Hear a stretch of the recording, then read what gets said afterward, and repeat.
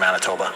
Right. Manitobans have been feeling the impact of inflation. Prices are soaring. What does the next government need to do to help get that under control? Because I imagine that would be bad for business. Well, it is bad for business, and business also deals with inflationary pressures as well. So that's part of the challenge, is making sure that you've got that strong economy will help address some of those challenges, put more money into people's pockets, allow more businesses to create greater wealth is going to be good for the economy. Inflation is a bigger challenge, though, because there's a number of other factors that kind of go into that as well: supply chain, workforce, all of those different elements. But I think if we continue to have a focus on addressing the sort of those root causes that are challenging that's going to be good for Manitoba.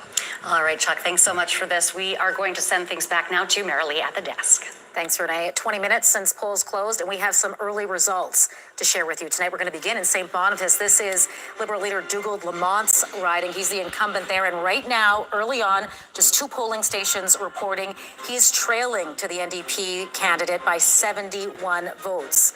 Moving over to Kirkfield Park, this is Kevin Klein, the Environment Minister. He also is trailing right now by 71 votes, just 2 polling locations reporting. And in Fort White, Abhi Khan, the incumbent there for the PCs, is trailing right now. It's still early, but the NDP candidate, Trudy Schroeder, in the lead right now. Over in Lakeside, this is one of those ridings where we don't have an incumbent running, but the PC party did hold this seat. Trevor King is leading by 236 votes with 2 polling locations reporting. And in Riel, it looks like Rochelle Squires, the PC incumbent there, trailing right now behind the NDP's candidate, Mike Moyes. And in St. Vital, Jamie Moses, the NDP incumbent, off to an early lead. 3 polling locations reporting he's leading by 281 votes right now. In Brandon East, the incumbent, Len Islufson, is in the lead right now by 4 votes with just 1 voting location reporting. And those are your early results at 21 minutes since polls have closed. We're going to take a short break. Stay with us, though. Your provincial election coverage continues right after this.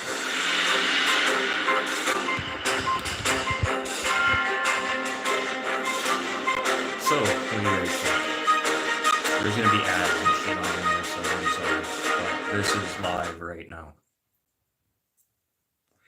So we have the NDP leading 10 to the PC at 7.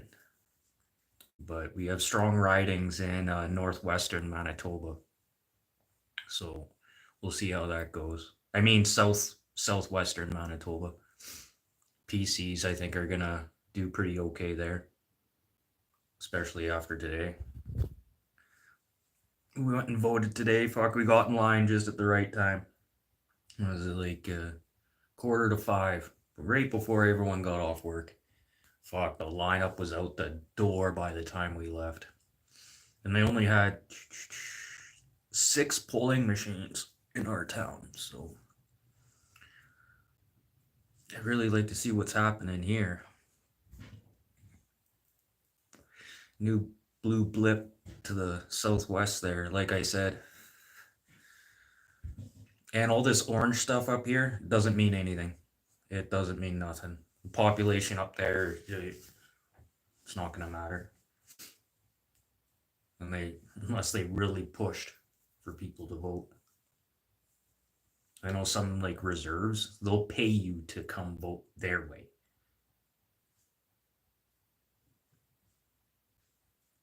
Unless Wab Canoe has something up his sleeve. He does have a checkered past. I mean, he's been to jail, so, and arrested.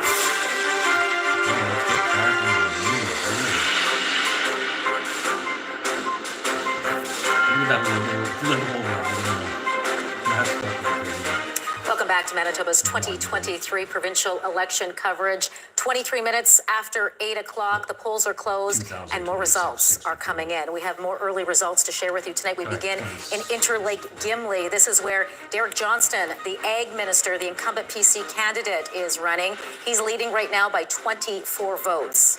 And in Flin Flon, NDP incumbent Tom Lindsay taking an early lead over the PC candidate there with 1 voting location reporting. And in Seine River, Janice Morley-Lecomte, the PC incumbent, she's the Minister of Mental Health, trailing right now to the NDP candidate. In Turtle Mountain, Doyle Panook, lots of name recognition there. He is in the lead at the moment with 113 votes. Interesting to point out the Keystone Party in second place early in the evening right now. Over in the Maples, the NDP incumbent, Mintu Sandhu, off to an early lead, 54 votes, just 2 polling locations reporting right now. And in Brandon West, former police chief Wayne Balkin in the lead right now with 2 voting locations reporting. In Kirkfield Park, Kevin Klein, Environment Minister, still trailing to Logan Oxenham in Kirkfield Park. The difference between the two, 133 votes right now. And in St. Vital, the incumbent Jamie Moses for the NDP taking a strong lead with 599 votes over the NDP. In Fort Garry, Mark Wassilou, the NDP incumbent, pretty big lead, 595 votes right now over Rick Schoen. People will recognize that name. He ran to be Winnipeg mayor unsuccessfully in the fall. In Transcona, the NDP incumbent Nello Altamar in the lead right now over the PC candidate. All right, those are your early results, 25 minutes after the hour. Right now, we're going to check in with our digital team because they are hard at work bringing us extra information you will only find online. Danton Unger is holding down the post for us tonight. Danton, what are some of the online exclusives you're working on? Well, Marilee, we have some great resources for Manitobans as we head through this election night. And as you said, it's all available on our website at ctvnewswinnipeg.ca. We have an interactive map with real-time results that's tracking all the constituencies as the ballots are being counted there. So you can bookmark your favorite riding to watch as the votes are counted there and keep an eye on that, or the area where you live. And of course, you can keep an eye as we count or the ballots are counted for the provincial leaders all vying to become the province's next premier. And to keep up with all the latest information, we also have a live blog. So the latest information, we have check-ins with the reporters who are out and about at the different party campaign headquarters tonight. And of course, you can keep watching the live election special on your TV or on our website, which is live right now. All this information and more is available right at your fingertips, just on our website at ctvnewswinnipeg.ca. Thanks, Stanton. All right, let's take you now to Green Party headquarters, where CTV's Taylor Brock is standing by. And Taylor, that party looking for its very first seat in the legislature. Yeah, that's absolutely correct. It could be a historic night tonight for the Green Party. I am with Green Party leader Janine Gibson. So how are you feeling right now? How has the campaign gone up to this point? Well, quite frankly, I'm exhausted. It's been a great privilege, and I've really enjoyed all of the participation that I've been invited to be in the panels and talking to people, and of course, talk. But you have to focus on what you're able to do and not just what you wish you could do. That's very fair. And so for Green Party, what would you like to see, if you happen to get seats tonight moving forward in Manitoba? Well, it would be wonderful if there was a Green MLA that was elected at this point. I really think that regardless of what party is our main party, there needs to be sort of a conscience saying, hey, let's remember about the environment. Yes, we need all this social justice work done, but we need a lot of environmental justice as well. So I'm hoping that the fine voters of Manitoba will say, yes, this is the year for the Green Party, but until then, we'll just continue to speak up as often as we can about the issues that are closest to our hearts. Yeah, absolutely. Well, thanks for your time chatting, and we will hear throughout the evening if we have a historic night for the Green Party. All right, thanks for this, Taylor. Right now, we're going to take it back to Jeff Keel, who is standing by at NDP headquarters. And Jeff, I'm told you have a former cabinet minister with you. Yes, I'm joined by Nancy Allen, former cabinet minister under Gary Dewar and Greg Sillinger. Nancy, you've been through this a few times, wins, losses. What's it like right now as you're waiting for these results? Well, it's really exciting to be here to wait for these results. We're pretty positive about our campaign. We have great candidates. We have incumbents that were elected before, and they are fantastic. We think these results are going to be good, so we're just sitting here waiting. We've seen some early results showing that, it's early, but the NDP are ahead in some races. Does that give you optimism right now? Well, I'm very optimistic about our leader and the campaign and his message of hope and his message of unity. I know these results will take quite some time, Jeff, to come in tonight. This could be a long evening. But in regards to what we talked about unity and bringing people together, I think Manitobans are ready for change, and I think they really liked Wob's message. When you talk about unity, do you also mean this party? Because we know what happened in 2016. There was fraction within this party. Seeing some faces from the past, like yourself, is this party unified? Oh, absolutely. This party is totally unified behind our leader. And 2016 is a long time ago. And we really want to just get on with governing and helping Manitobans have a better quality of life and helping young people find jobs and helping more people find great jobs in the economy and getting seniors the help they need. And we heard story after story, Jeff, on the doorstep of people who'd had a terrible time with our healthcare system. And we really need to get into government and to make some changes and help people to have a better life. I want to ask you about healthcare. Your leader has promised to reopen three emergency rooms, yes. And that's going to require a lot of people. You know how hard it is to retain and attract people.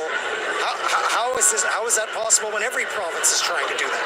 The very first thing that he will do is he will talk to nurses. He will talk to the profession. He will talk to doctors. He will talk to the profession. They have not been listened to. And if you talk to the nurses that are on the front line who are exhausted, they will tell you they would just like to tell their stories about how they think the system could be better.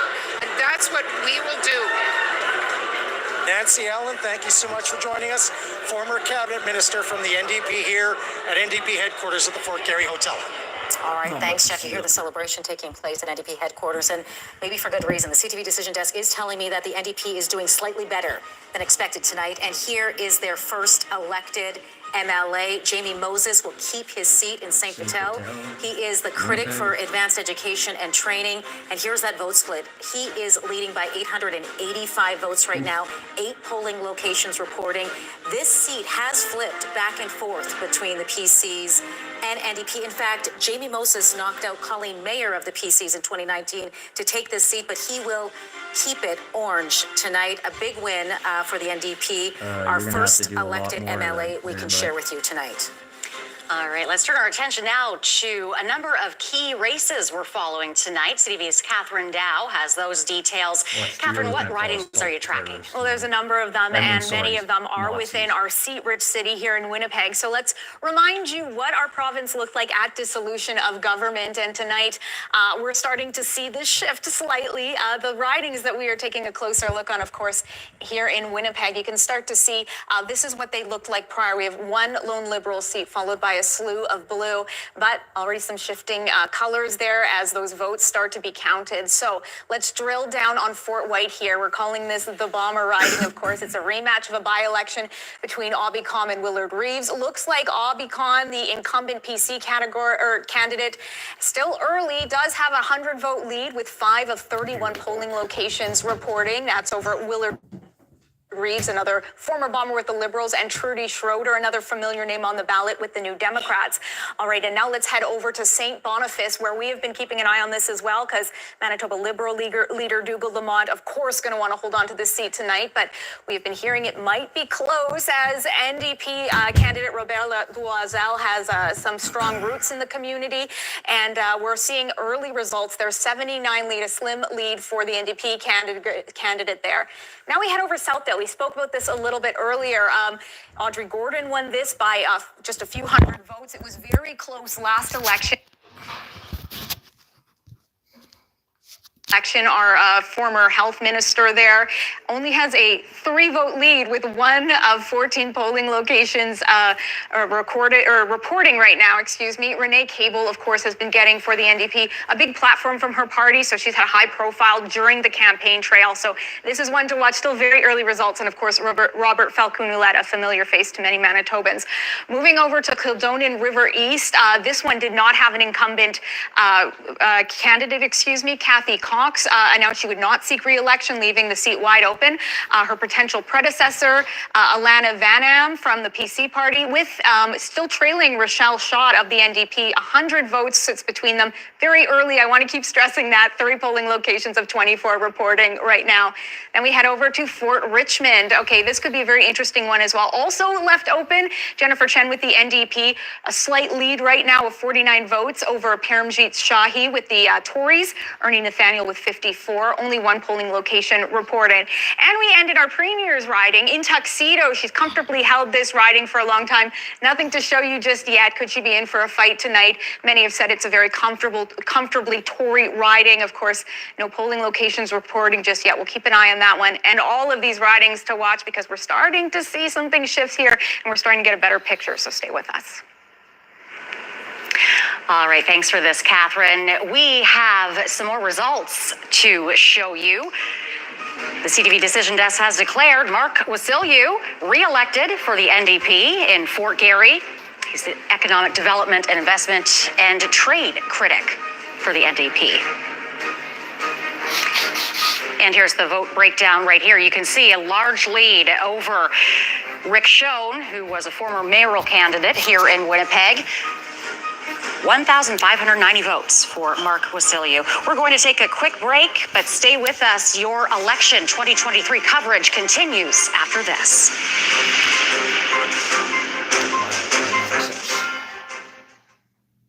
I'm gonna figure out who this KP party is.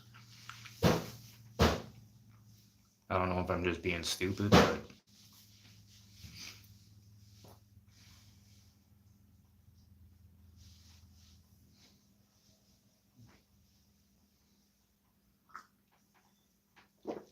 I don't know. In the comments, you guys.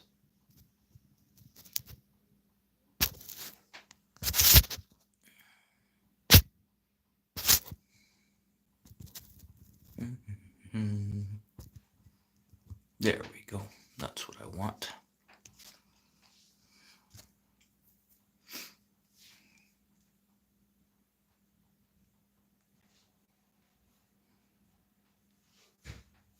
Let's figure out who this KP party is, because they're kicking the Green Party's ass.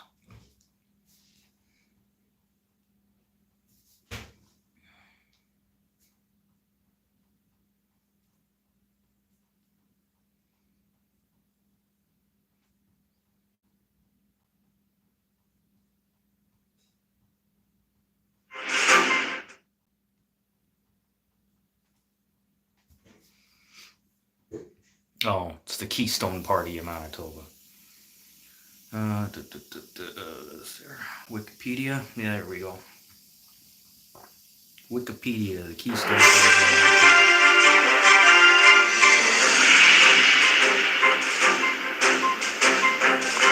Welcome back to Manitoba's 2023 provincial election coverage.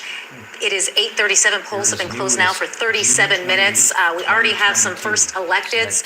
Right now, we are going to go live to PC headquarters, where John Hendricks is standing by with the campaign manager for the PC party. John? Yeah, that's right. I'm here with Marnie Larkin. Marnie, thank you very much for joining us, by the way.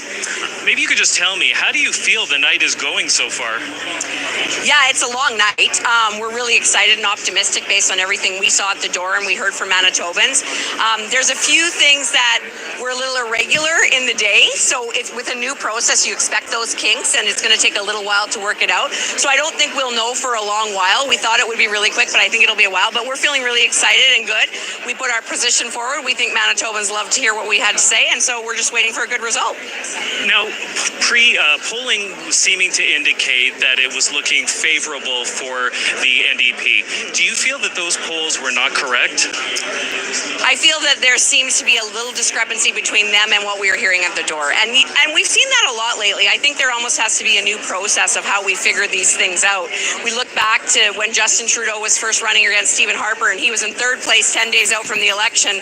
And then we woke up and he was the prime minister. So no one can be sure. It's all about who gets out the vote and the ground game. And I think we ran a really good one. Yeah, that's what I wanted to ask you. How hard were you working to identify the voters that you feel were likely to support you? And was that successful? Unbelievably hard. And we have the IDs to win tonight. So it's a matter of, did we get them all out? And were they excited to get out, right? You just never know when it comes to election day. Some people, it doesn't take much for them to get a shiny object and move a different way. But we worked tirelessly today to get them all out. And we're feeling optimistic. Do you feel the Premier's decision not to search the landfill is helping you, or do you feel that that may be hurting you? I think what the Premier's position, what it did for us, was show that sometimes, even in the face of hard decisions, a leader has to make them, and it showed her leadership skill. She was able to stand up and do what Manitobans needed her to do on behalf of all of Manitoba. Are you hearing at the door, though, that Manitobans are embracing that decision? I'm hearing at the door that Manitobans would really like us to focus on investments in homelessness, in addictions, in those kinds of things that are going to help prevent these things from happening in the future. And we did that, and we think that message is successful. How worried are you about Winnipeg? Well, Winnipeg's the battleground, right? It's almost like, okay, we have an election going on. Oh, by the way, we have 15 by-elections in the city of Winnipeg. And so that's always what we're watching very closely right now. Are there any ridings in particular that you're worried about? I worry about them all. They're all like my little babies, and I go to bed at night thinking, okay, what about this one? How are we moving numbers here? So I worry about them all. There's none that I take for granted. All right. Okay, well, listen, thank you so much for joining us. We'll come back to you a little later as the night progresses, but thanks for your time. Okay, great. Thanks so much. All right, we're going to send it back to the desk. Okay, so I don't know if anyone's watching this or anything, but I voted PC. Things need to change. NDP are no good in this province. They've always screwed us fucking Manitobans around. A lot of unanswered promises. And then the Liberals here, they weren't doing anything. But I don't care if it's Stephenson that gets in. I have a funny feeling she's going to be gone pretty quickly just to patch some Band-Aids. They're going to find some dirt on her, and yeah, I'll go from there. No. Shy of official party status, and the Green Party still locked at 0. So it's getting very close here. As you can see, we're going back into Fort Richmond. Here we were hearing about Jennifer Chen in the lead, very small majority there because only one poll reporting. So very early. Let's temper your expectations. She's got about a 49 vote lead there over her Tory rival there. In Kildonan, River East, another check in there. The NDP still ahead by a very slim margin, 15 votes. It's so early. Polling locations, 6 of 24 currently reporting with the PCs in second there. And then we move over to Kirkfield Park. This one, Kevin Klein just won in December. And it looks like he is lagging behind the NDP candidate, Logan Oxenham, by 186 votes. Still early, 10 of those polling locations reporting right now. And then we move over to Radisson. It looks like the New Democrats, Jelen De La Cruz, is up by just 103 votes above James Teitzma, the incumbent candidate there. Still very early in the evening, 1 of 18 polling locations reporting this hour. So, oh, and one more to show you. My apologies, Riel. Of course, Rochelle Squires, the incumbent, also trailing by 3 votes. Of course, 1 polling location is still reporting there. It's very early. Mike Moyes there for the New Democrats. So Winnipeg, the battleground, as we heard. We're going to keep an eye on the way that this race plays out in our city and, of course, beyond the perimeter as well, because there are lots of tight races coming before our eyes. And there's a lot of people in Winnipeg. Catherine, as I heard you running through some of those writings, I heard a couple oohs and ahs from our panel here. So I'm joining them now to get reaction. I know it's still very early, but you know, it appears the NDP is doing a bit better than we expected at this point in the night. You would agree? Yeah, there's a few ones where I thought, that's a bit of a long shot. Kirkfield Park, which we just saw. They're doing a little better there than I might have thought. Waverly, I thought might be a bit of a long shot, doing a bit better. I mean, it is early. There's 1, 2, 3 polls reporting, but I think, you know, that definitely that momentum seems to be building. Royce, we know the NDP need to pick up 11 seats tonight if they want to reach majority status. What are the key races they need? Well, right now, it seems like all the seats that they need to win, they're presently leading in. They're leading in Riel, they're leading in Fort Richmond, they're leading in places like Waverley, places like Kildonan and River East. We didn't expect the NDP to do well. They're leading right now. It's early, but that's a pretty frightening early outcome for the PCs. And if it continues on, we could see a NDP majority government and a big majority. Michael, I'll get you to comment. We just saw John Hendricks at PC headquarters, a bit of a different environment than when we saw Jeff Keel with the NDPs. It already seems like a bit of a celebration tonight. We're seeing old cabinet ministers we haven't seen in a long time coming back, especially since that 2016 kind of exodus from the party. Do you think Wab Kinew has what it takes to maybe, bring this party back together, kind of like the Gary Dewar era? Well, I mean, I don't think it hurts that he got endorsed by Gary Dewar, but I think that really the discipline in the NDP campaign is something for all of us to just pay attention to. There's been a real strong and consistent message and just consistency that I've seen out of the NDP party. And I think that that's going to end up it is already serving the party very well tonight. But my hope is that if this is the kind of campaign that they're going to run, that this is the kind of government they're going to run to: consistent, stable, able to communicate clearly. What does it tell the two of you when you see, Nancy Allen showing up tonight? It really says a lot for how this party stands behind Wab. Yeah, I mean, the people don't want to show up to a party where they think they're going to lose. Especially this early on, right? Yeah, exactly. All right. I want to thank you guys for reaction. We'll be checking in with you again as more results come in. Right now, though, I can show you how Heather Stephenson is doing in Tuxedo. While it may not be good news for her party in other ridings right now, she is leading by just 3 votes with one polling location reporting. I mean, Heather Stephenson held this seat since 2000, so probably that one's a safe one. Over in St. Boniface, Dougald Lamont still trailing. The Liberal leader is down by a couple hundred votes to the NDP candidate. We know this was a seat that Wab Kinew and his party had their eyes set on. Wab, even in the riding today, offering up support. So Robert Loisel, who is well known in the area, Francophone, Métis, been very active in the community and really looks like he, at least early on, is bringing out the vote. 5 polling locations reporting at this point. We'll be watching this riding very closely for you tonight. Right now, I'm going to send it over to Renee, who has a guest standing by with us. That's right, Marilee. I am here with Kathy Merrick, the Assembly of Manitoba Chiefs Grand Chief. Kathy, thank you for being here. Now, tonight could be a very historic night. We could tonight have our first First Nations premier. What do you think? It's very exciting to be able to witness and to be able to support from our First Nation people for a premier of Manitoba. I think it's time that we be able to bring somebody, a First Nation person, that can speak on behalf of our treaties, that can speak on behalf of our people, and not just First Nation people, all Indigenous people in the province of Manitoba. Something that became a political campaign issue for this election has been the landfill searches. The PC party has indicated it will not be searching the landfill, whereas the Liberals and the NDP say they would. What are you hearing from the Indigenous community about this?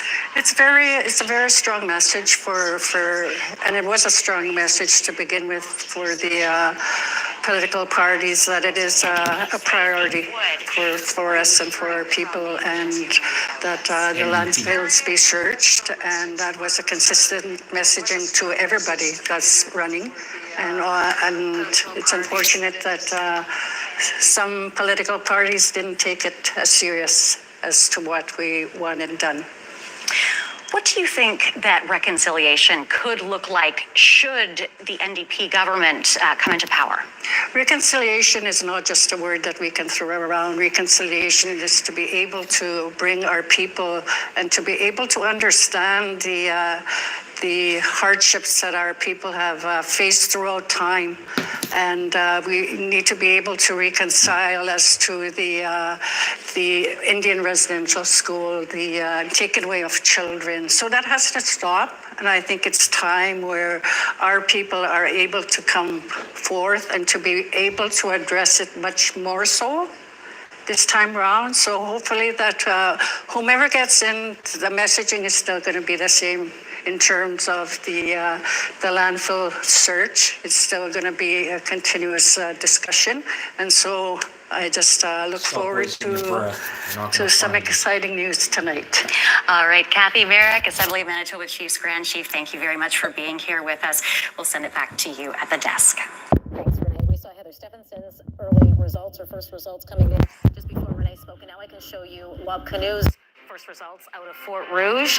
The NDP leader off to a big lead, 1,126 votes over Regine Caron with the PC party. 3 polling locations out of 26 reporting tonight. This seat has been with Wab Canoe since 2016, but it's been with the NDP long before that. We'll continue to bring you more results, but right now we're going to take a quick break. Stay with us. We'll have much more election coverage for you in just a couple minutes. Yeah, see that one change color.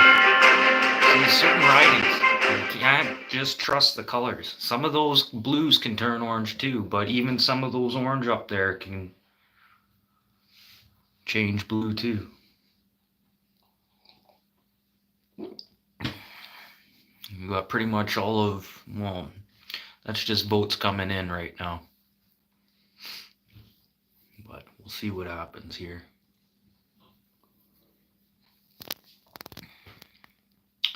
Yep, she's going to be an interesting vote here right now.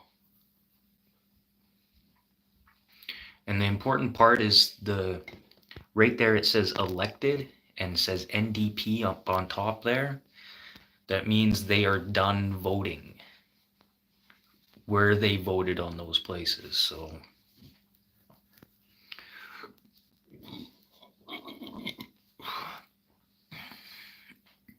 we're just trailing by just over 4,000 votes right now, but like I said, it's gonna change.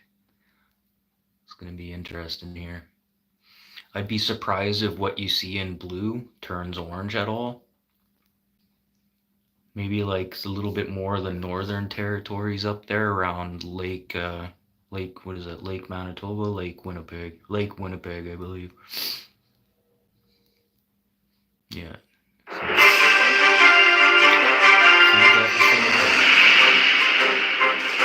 Welcome back to Manitoba's 2023 provincial election coverage.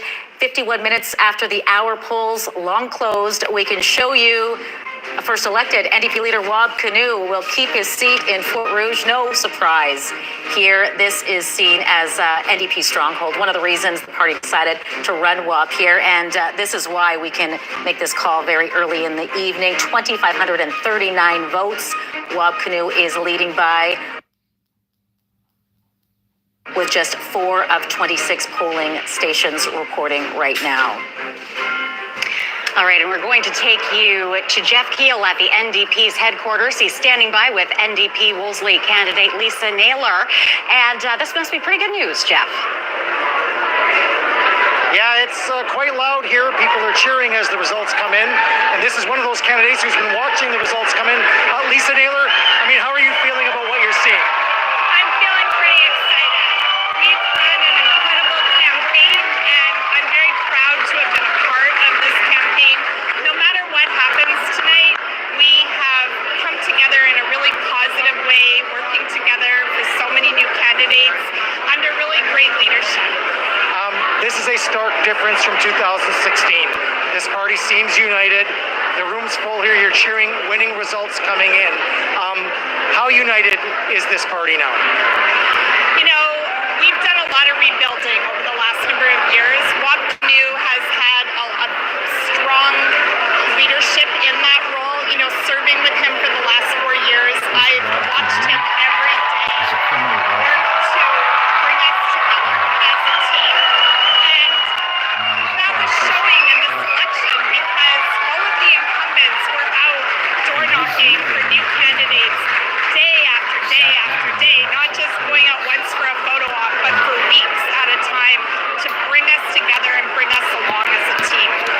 really focused on healthcare.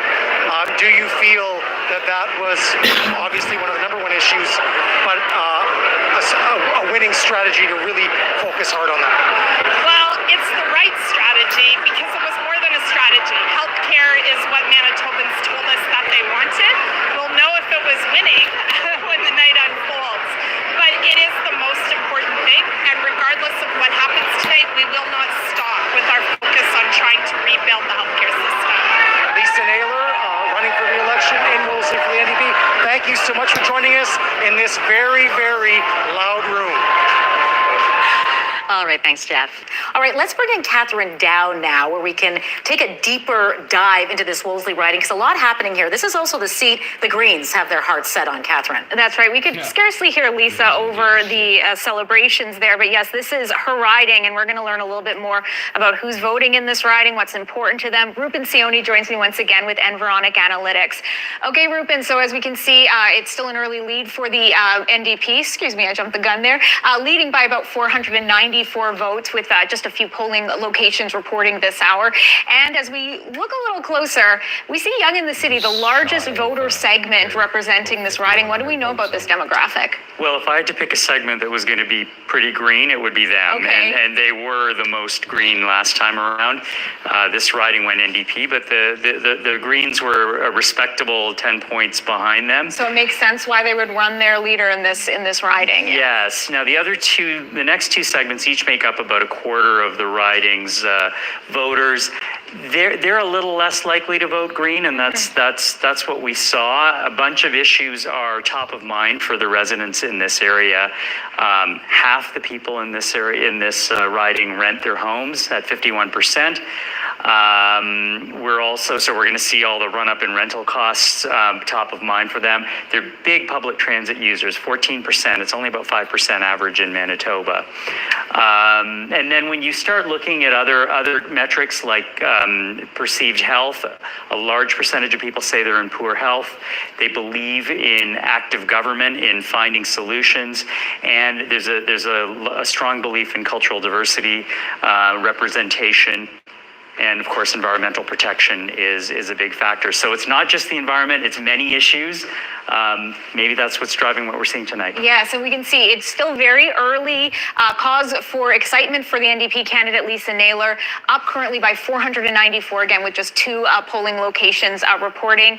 Still, Janine Gibson and the Greens looking for their first seat ever in the Manitoba Legislative Assembly. So this is an idea of who's casting their ballots and what was top of mind when they made their decision.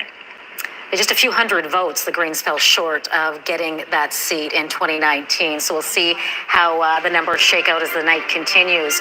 Now we're going to take a look at Brandon East. These are some of the seats, potential gains the NDP could make tonight. And you see Glenn Samard of the NDP is leading right now in Brandon East by about 207 votes, 5 polling locations reporting right now. And in Fort Richmond, Jennifer Chen, NDP candidate there, in the lead by about 392 votes with 6 locations reporting. This was Sarah Guimard's riding, the PC incumbent. She's not running this time around. NDP would really like to get that seat. Over in Kildonan, River East, this was Kathy Cox's seat for the PCs. And again, the PC candidate trailing here. Rochelle Schott off to a lead, but it's very, very close. Just 7 votes separate them right now with 8 polling locations reporting. In Kirkfield Park, Kevin Klein, the incumbent for the PCs, is continuing to trail behind the NDP candidate, Logan Oxenham, by about 97 votes right now. Just 161 votes separated them in that by-election earlier this year. So we expected this could potentially be close. And over in Radisson, the incumbent, James Teitzma, trailing right now to Jalen Dela Cruz by 248 votes. We have 2 polling locations reporting right now. And in Riel, incumbent candidate for the PCs, Rochelle Squires, is trailing behind the NDP candidate, Mike Moyes, with 5 locations reporting, a lead of about 57 votes right now. Yeah, Rochelle turned this seat blue in 2016, and the NDP would like that seat back. Over in River Heights, John Gerard, former Liberal Party leader, trailing right now by 268 votes over Mike Morose of the NDP. 7 polling locations reporting right now. Still early over in River Heights. John Gerard representing that riding for a long, long time. That is right. All right, we are going to take a short break, but stay with us because we have much, much more provincial election coverage coming for you right after this.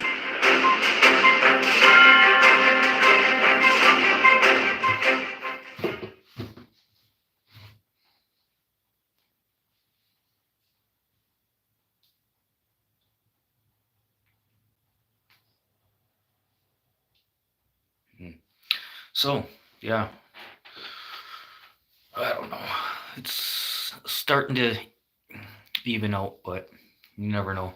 And I'm not going to do this all fucking night. I'm going to do this till this broadcast ends. But it might be till midnight. So, I don't know. Canadian politics, probably not too interesting to you, but it is really interesting to me right now. With Mit Singh, part of the NDP party, being caught having a sit down and photo op with a fucking terrorist known from India. Not good on his part. And then you got Wab Canoe, part of the NDP party, Manitoba. Yeah, he's got a criminal record and a checkered past. Great. Another fucking scumbag. And then yet, we have the PC party. We have Heather Stephenson. I don't like her, but I had to vote PC to get an extra couple seats in the House so we can get something happening different in this country. Like, I can't really say that, like, I trust Polyev, but if I didn't vote for Stephenson, well, vote for PC, period. I just don't like Stephenson. She's fucking up this project. She's just really fucking. Need to do something. Need to change this whole. Welcome back to Manitoba's 2023 provincial election coverage. We have more results to show you tonight, and we're going to begin with some big news, some elected MLAs we can tell you about tonight. Eric Redhead has been re-elected in Thompson. Redhead, of course, took over this seat from Danielle Adams after she died in a car crash after winning this seat in 2019. He's the Indigenous Reconciliation Minister, or critic, I should say. And Tom Lindsay in Flin Flon has been re-elected for the NDP. He is the Natural Resources and Northern Affairs critic. You see the vote spread there. Tom Lindsay leading by 506 votes with 10 voting locations reporting right now. This is Manitoba's biggest riding, and it is an NDP stronghold. It has voted NDP for decades. This is a big one. Calvin Gertson re-elected, the PC incumbent in Steinbach. He's the Justice Minister and Attorney General here in the province. And there's the vote breakdown, as you can see. Quite the lead over the NDP candidate there, 1,611 votes. Steinbach always votes PC, Renee. In the last three elections, Gertson won with more than 80% of the vote. Of course, he was Manitoba's 23rd premier as well. All right, let's check in now with John Hendricks, who is standing by at PC headquarters with Regine Caron. John? Yeah, that's right. The candidate in Fort Rouge running up against Wab Canoe. When you decided to take on this challenge, did you have any real hope, illusions, or did you think you could take down the party leader? You know what? Being a police officer for 30 years, I felt that Wab Canoe can't go unchallenged. And there's some very serious issues that are going on in our city, specifically crime, addictions, that I have a unique perspective. And I wanted to raise that. And that is something that I wanted to be another option for voters out there. You brought up a lot of issues in this campaign, and you were, very vocal about those. Do you feel that, you were able to get that message out? I find it was a little bit difficult, I'm going to say, in terms of media. I mean, I'm not going to lie.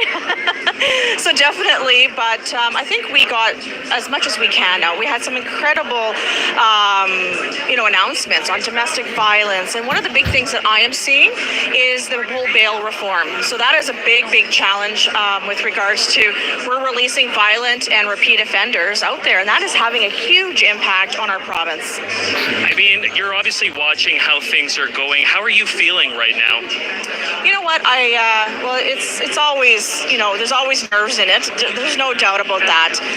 But I know the entire team worked tirelessly and worked super hard. So that is, we're waiting for the results to come in and the benefits of the hard work. I was going to say, now, obviously going up against Wab, maybe you personally are like, well, whatever. But for the whole campaign as a whole, are you still optimistic? I am optimistic. I am. We're going to see, obviously. As they say, voting day is always the day that we, it's kind of the grade of what we've all been doing. But yeah, I am optimistic. All right. Well, thank you so much for joining us. Absolutely. Thank you very much. All right. Take care. Pleasure. And we'll send it back to you. Thanks, John.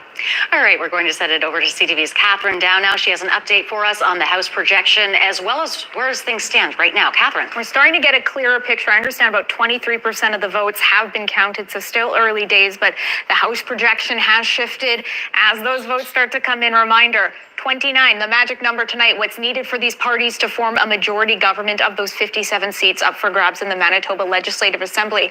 And with that, there's that line right there, that 29, and we're starting to see this window close. Both the NDP and the PCs can still get there, I want to stress, but the window is closing for the PCs a little bit swifter than the NDP. 27 to 36 is the range we're at for the New Democrats, while the Tories 20 to 29. Meantime, the Liberals, they have a chance to regain what they won in 2019. That will not be good news for them, though. They were hoping for the 4 for official party status, and the Greens, their optimism might be weaning on their first seat. So this is how things are going. Again, 29, that's the magic number I want you to remember, and we'll see if either of the parties can pull it over that threshold tonight, and this is when the votes start to come in, so keep it here with us. Thanks, Catherine. All right, we have another elected MLA we can tell you about, and it's Jeff Bariza in Portage-La Prairie. This, of course, was Ian Wishart's riding. The PC incumbent decided not to seek a 4th term. It's been a PC stronghold for 4 decades. Bariza is a former chair of the Municipal Board of Manitoba, and he will keep this seat blue. He's leading by 516 votes right now, with 11 voting locations reporting. The CTV Decision Desk says Jeff Bariza will be your new MLA in Portage-La Prairie. All right, let's take you now to Liberal Party headquarters, where Michael Delamonte is standing by. And Michael, I understand you have a guest with you. I do. I am here with Ian McIntyre. He is running in Kildonan, River East. Kildonan River East. Yeah. So Ian, you are a new candidate for the Liberal Party? Yes, yeah. This is my first time running. Before we get into why you wanted to run, we are watching the election results coming in. The Liberal Party gained 1 seat, but Liberal leader Dougal Lamont's seat is in question right now. How are you feeling? I'm okay. Right now, polls are really slow in coming back. I thought they'd be a lot quicker than this, and there's only a few polls in right now. I think in St. Boniface there's only 7 polls that are reporting. So very fair. Good night coming. Very fair. Something that we can all keep in mind. No official call till all the results are in. Tell me a little bit about your campaign. Why did you decide to ride for the Liberals in this election? It's about humanity. We need to get a party in government who is going to be looking forward and looking to what we can do for people, not what we can do for ourselves. And I think the Conservative Party has proven that time and time again over the last few years, that what people in Manitoba were thrown to the dogs, and they have a chest of money that came from the feds that hasn't gotten spent, and I think we're seeing tonight a reaction to that. And with the NDP, I still don't know what they're promising. I still don't know what they're going to be doing. They've said nothing on the lead. They have made no promises whatsoever on the landfill, things like that. If I could ask you, Ian, I find the PCs really ran on the economy, cost of living. NDP were very focused on healthcare, it seemed like. If there was a core message for the Liberal Party this election, what was it? That there was an alternative. There was a real choice being presented. As a third party, it's tough sometimes to get, I guess, the coverage that a lot of our policies deserved. But policies for seniors care, for seniors advocate, for education, for looking after mental health, for involving crisis teams for the homeless and for mental illnesses, so that we can start looking at building up Manitobans again instead of fighting. I don't get the fighting thing, and then tearing us apart. Ian, thank you so much for joining us. We will be watching with bated breath for the rest of the election results and see if the party can gain a few more seats. Back to you, over to you guys in studio. Thanks, Michael. I'm standing by once again with the panel to get reaction on what we're seeing so far. And really, the big story right now is, while the NDP seems to be leading in a lot of ridings, the races are very, very, very close. What does that tell you, Royce? Well, it's the nightmare scenario for the PCs. It's that the NDP can win in an awful lot of seats just by a very small number of votes. Doesn't matter how big or small your lead is. All you need is more votes than the other person and you win. And so we could see the NDP with a very efficient vote and a big majority government as a result of that. And seems like we're seeing that in Winnipeg right now, although it is still fairly early in some seats. You know, we were talking, Mary Agnes, about the fact that the Liberal vote doesn't really appear to be collapsing, as some thought might happen. You know, we saw Wab Kinew appeal to Liberal voters that if they wanted to oust the Tories, they needed to vote for his party. So does this mean this extra support the NDP are seeing is coming from PC voters? That's what we were speculating on. Like, I was expecting to see, if this theory was true, that the NDP going after that Liberal vote single-mindedly would mean that the Liberals would be at 8%, 7% in some of those key ridings. They're not. And so does that mean the NDP's lead is actually coming from Tories? You know, those like soft Tory swing voters, which to Royce's point means that this is actually even a tougher night for the Tories. You know, their vote didn't go to the Liberals. It didn't stay home. It went to the opposition. Is that what's happening? I don't know yet. Yeah, we still need to see more votes come in, obviously. Michael, we were also talking about the Green Party. We saw Lisa Naylor at NDP headquarters. She was off to a big lead. Janine Gibson, you know, having a tough time in that riding. We saw it be a very close race in 2019, but the Green Party has struggled in this campaign, only fielding, well, it had 13 candidates, even lost one today in Steinbach. What does this mean, do you think, for the future of the Greens? Well, I think it's a pretty difficult situation for the Greens right now. I think it bodes really well for the democracy of Manitoba for us to have a lot of different options when it comes to going to the polls, so that our differences of opinions and ideas on how to make the world better can be reflected there. And unfortunately, not having a strong Green or even a strong Liberal option really does narrow the opportunities that we have as citizens of Manitoba to have our own voices heard and respected. And can I just say that these close races that are happening indicate that the first past the post system is not actually going to end up being representative of voters of Manitoba. And if we really want to be realistic about representing all of those different people that have voted in those races that maybe didn't quite make it past the tiny little margin that they need to win, maybe our next government in Manitoba will look into thinking about something like electoral reform, so every vote can truly matter. Well, we heard the Greens talk about that. We also heard Douglas Lamont talk about that a lot in this campaign. What are the races you two are keeping an eye on right now? Kirkfield Park is a bit of a surprise. Swan River, last I looked.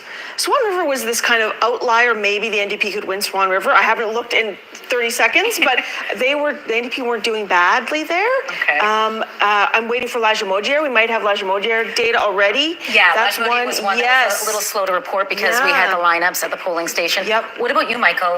I'm watching McPhillips.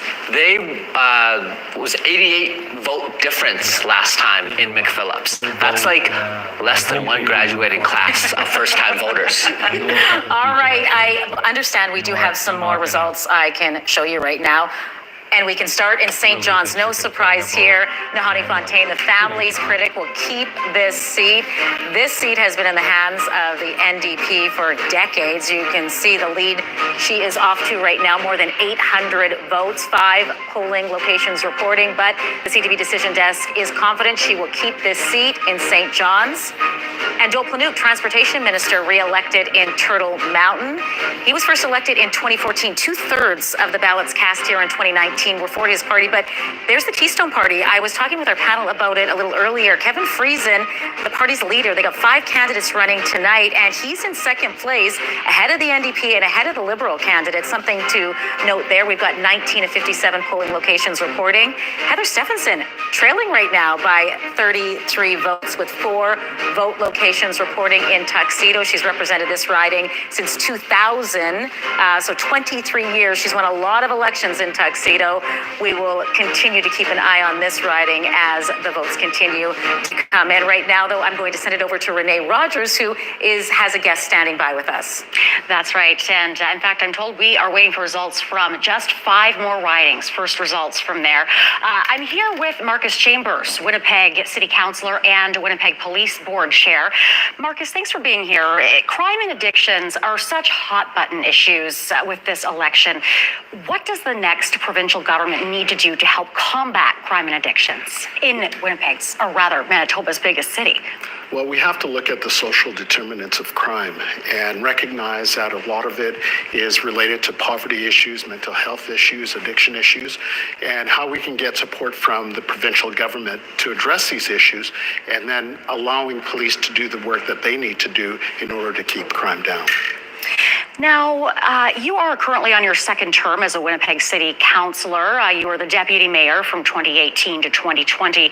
One of the pledges that you made was to try to improve relationships between the city and other levels of government. First off, I'll ask, what has the relationship been like with the city and the PC government? Well, I can state that since Heather was elected, the relationship between the province and the city did improve. And under current Mayor Gillingham, it has been at an all-time high. It's something that we want to see continue with the provincial government, regardless of who's elected, just recognizing that there is only one vote, one taxpayer. So we've got to make sure that city, province, and federal government are aligned in terms of what we need to do to keep our cities and our provinces moving forward. Now, something else I wanted to ask about is you have previously worked for the province. You spent 17 years working for the provincial nominee program. You yourself are a migrant to Canada. You came when you were just young with your parents. What more needs to be done by the provincial government to attract and support newcomers in this province? Well, it's not just about the new immigrants that are coming in, but it's also about, I've got two sons, and I want to make sure that they have a future here in this province. So, I'm concerned with the migration out of our province. So we need to create an economic base that allows, kids like mine to have a future here in our province. So whether it's immigrants that come to take jobs to keep our economy going, or the kids that are graduating from university that are taking jobs, or Red River, we have to have an economic base here that allows them to afford a house, to afford groceries on their table, and to start their families. So that's an important piece of it as well, and something that the provincial government, I know, should be dedicated towards. All right, Marcus Chambers, thank you very much for your time. We are going to take a quick break, but when we come back, we will have more results and analysis on election 2023 here in Manitoba. Stay with us.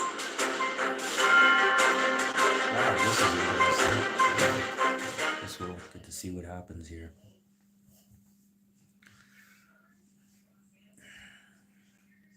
So, there was something he said there I wanted to talk about.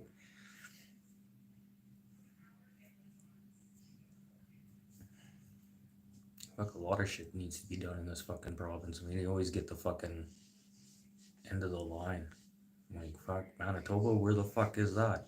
It's in the fucking center of Canada. We were supposed to be your capital until fucking World War I broke out.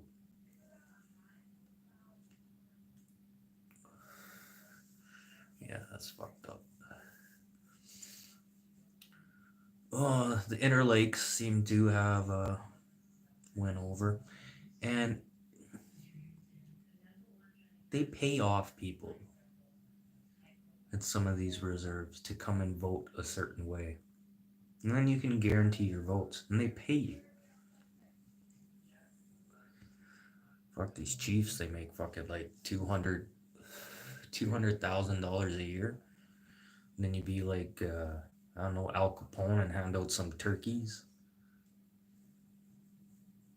I really want to see that elected numbers start jumping here, but I think the elected numbers are going to be the heavier ridings.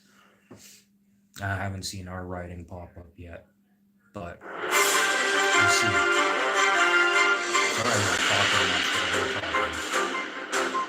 I don't listen and talk at the same time. I think Welcome back to Manitoba's 2023 provincial election coverage. It's now 9:18. Polls have been closed for an hour and 18 minutes. We got lots of results coming in, and we have a new elected MLA to share with you right now. Trevor King in Lakeside. He was a former councillor in Woodlands, and he will take over from Ralph Eichler, who held this seat for more than 20 years. You can see the vote spread there. Trevor King leading by 1,511 votes right now. 9 voting locations reporting. The CTV decision desk is confident this seat will stay in the hands of the Tories tonight. All right, Brandon is Manitoba's second largest city. And for more analysis on the 2 ridings there, let's bring in CTV's Catherine Dow. Catherine, what can you tell us about Brandon? Well, we've got a couple of interesting races unfolding there, but first I want to show you on our power board something very interesting. Leading and elected currently, we're still seeing the NDP and Wabkanu at 31 currently, the PC's at 20, Liberals leading or elected with 1 seat, and the Greens still locked at 0. Now this is cool. Total votes currently of the votes counted, just a few thousand separating Wabkanu, who has about 61,000, 45%. Just trailing slightly, Heather Stephenson with the PCs, 57,000, 42%, and looks like Liberals at 11%. Okay, as mentioned, we're going to talk a little bit more about Brandon. Joining me again to take us through the voter demographics is Rupin Sioni. Okay, so we're going to start with Brandon East. Excuse me, there we go. Okay, so Len Ilifson, the incumbent there, handily won in 2019. Let's zoom in a little bit here on the demographics. Rupin, what can you tell me about Brandon East, about who makes up this riding? Well, the riding has had a lot of change in the last little while, lots of immigration. So, in fact, in this riding, 30% of the residents are visible minorities, which is well above the Manitoba average. So people from Latin America and Asia, and a lot of them are settling in modest metros. So this is our segment of younger people who are getting a start, lower incomes, very diverse, obviously. Now, if we look at some of the issues that are important to them, the second city suburbs is a second segment. That's a more established segment of families, younger families around Brandon. What you see here is you'll note the high financial concern regarding the future. So their attitudes are being concerned about what their finances are going to look like in the future. Their income growth is actually not too bad at 2.1%. No one's keeping up with inflation these days, so they're actually not doing too badly. They've got about a medium debt to liquid asset ratio. So those young people that are living here, that are coming from other countries, are concerned about their financial futures. A lot of them are renters. We've seen a big increase in rental costs going up. If we also look at some of the safety issues that drive some of these segments, there's a high fear of violence with residents in this area. Perceived or real. I mean, it's what they feel. That's going to be some of the things that are driving their votes. So the last time the Conservatives won, it looks like the NDP are ahead this time. So it's going to be an interesting thing to see, which forces are actually going to pull the votes this time around. That's what's interesting, is seeing the NDP with a lead here, potentially some of those voter concerns, those priorities maybe resonating higher with the NDP platform. But of course, it's still early. 5 of 26 poll locations are reporting currently with that 207 vote lead for the NDP's Glenn Simard and Len Ilifson. So yes, one to watch, obviously, in Brandon, in the Wheat City. We'll keep an eye on this one and more. Those votes are starting to come in. We're starting to get a clearer picture, and we'll keep you posted on how these races are shaping up. All right, thanks, Catherine. We have another elected MLA to show you now. Jody Byram in Agassiz. She will keep this seat in the hands of the Tories. This, of course, was Eileen Clark's old riding. She wasn't seeking re-election. That's her longtime assistant, Jody Byram. She worked under Clark for 9 years and saw her as a role model. She will now keep this seat blue. She's leading by 974 votes with 12 voting locations reporting. CTV Decision Desk says Jody Byram, your new MLA in Agassiz. All right, let's take it back to Jeff Keel at the NDP's headquarters, who is standing by with former Cabinet Minister Gord McIntosh. Jeff. Yeah, that's right. I'm here with former NDP Cabinet Minister Gord McIntosh. Gord, it's really loud in here.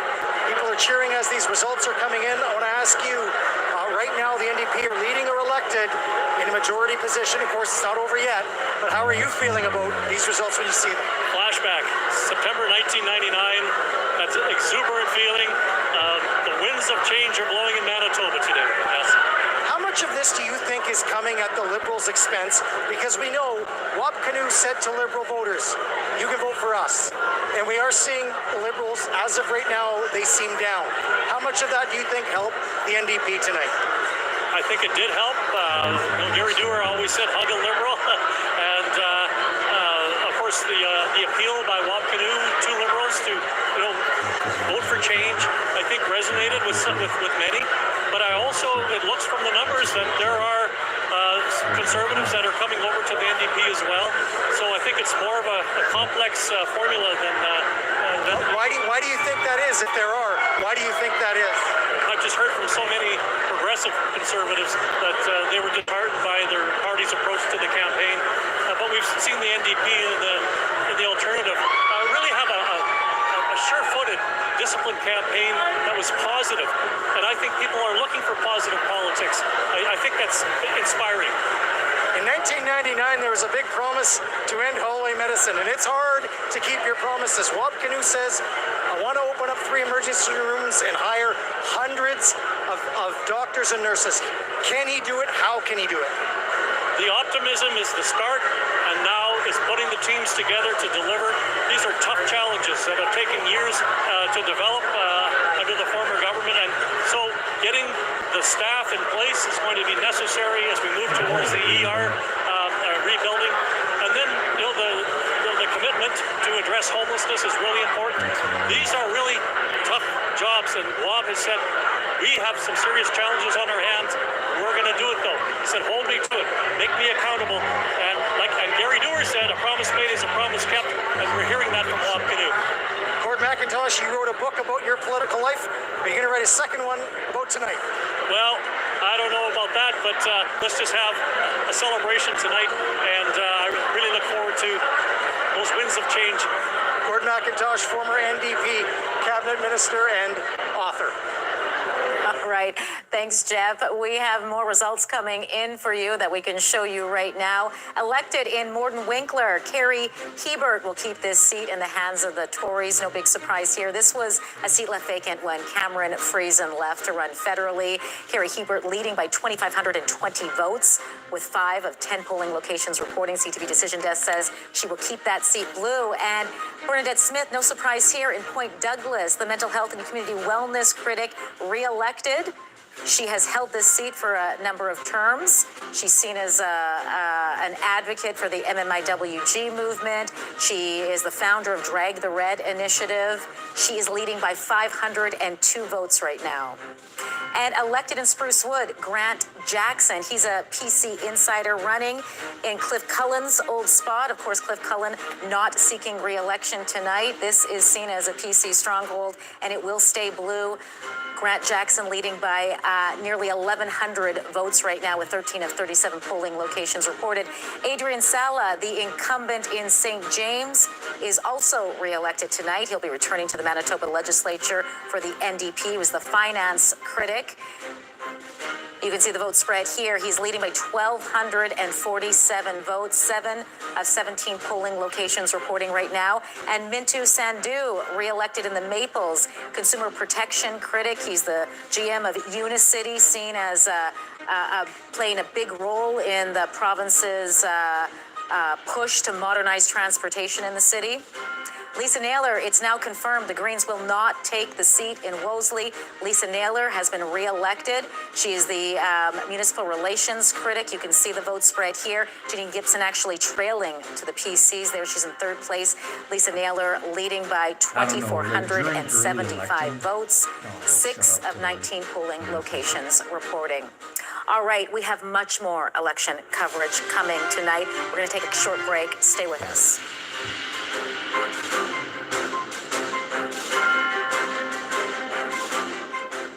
Okay, so during elections, like I said, right now in Manitoba, we have the NDP, we have the PC party, we have the KC party, and then we have the Green party.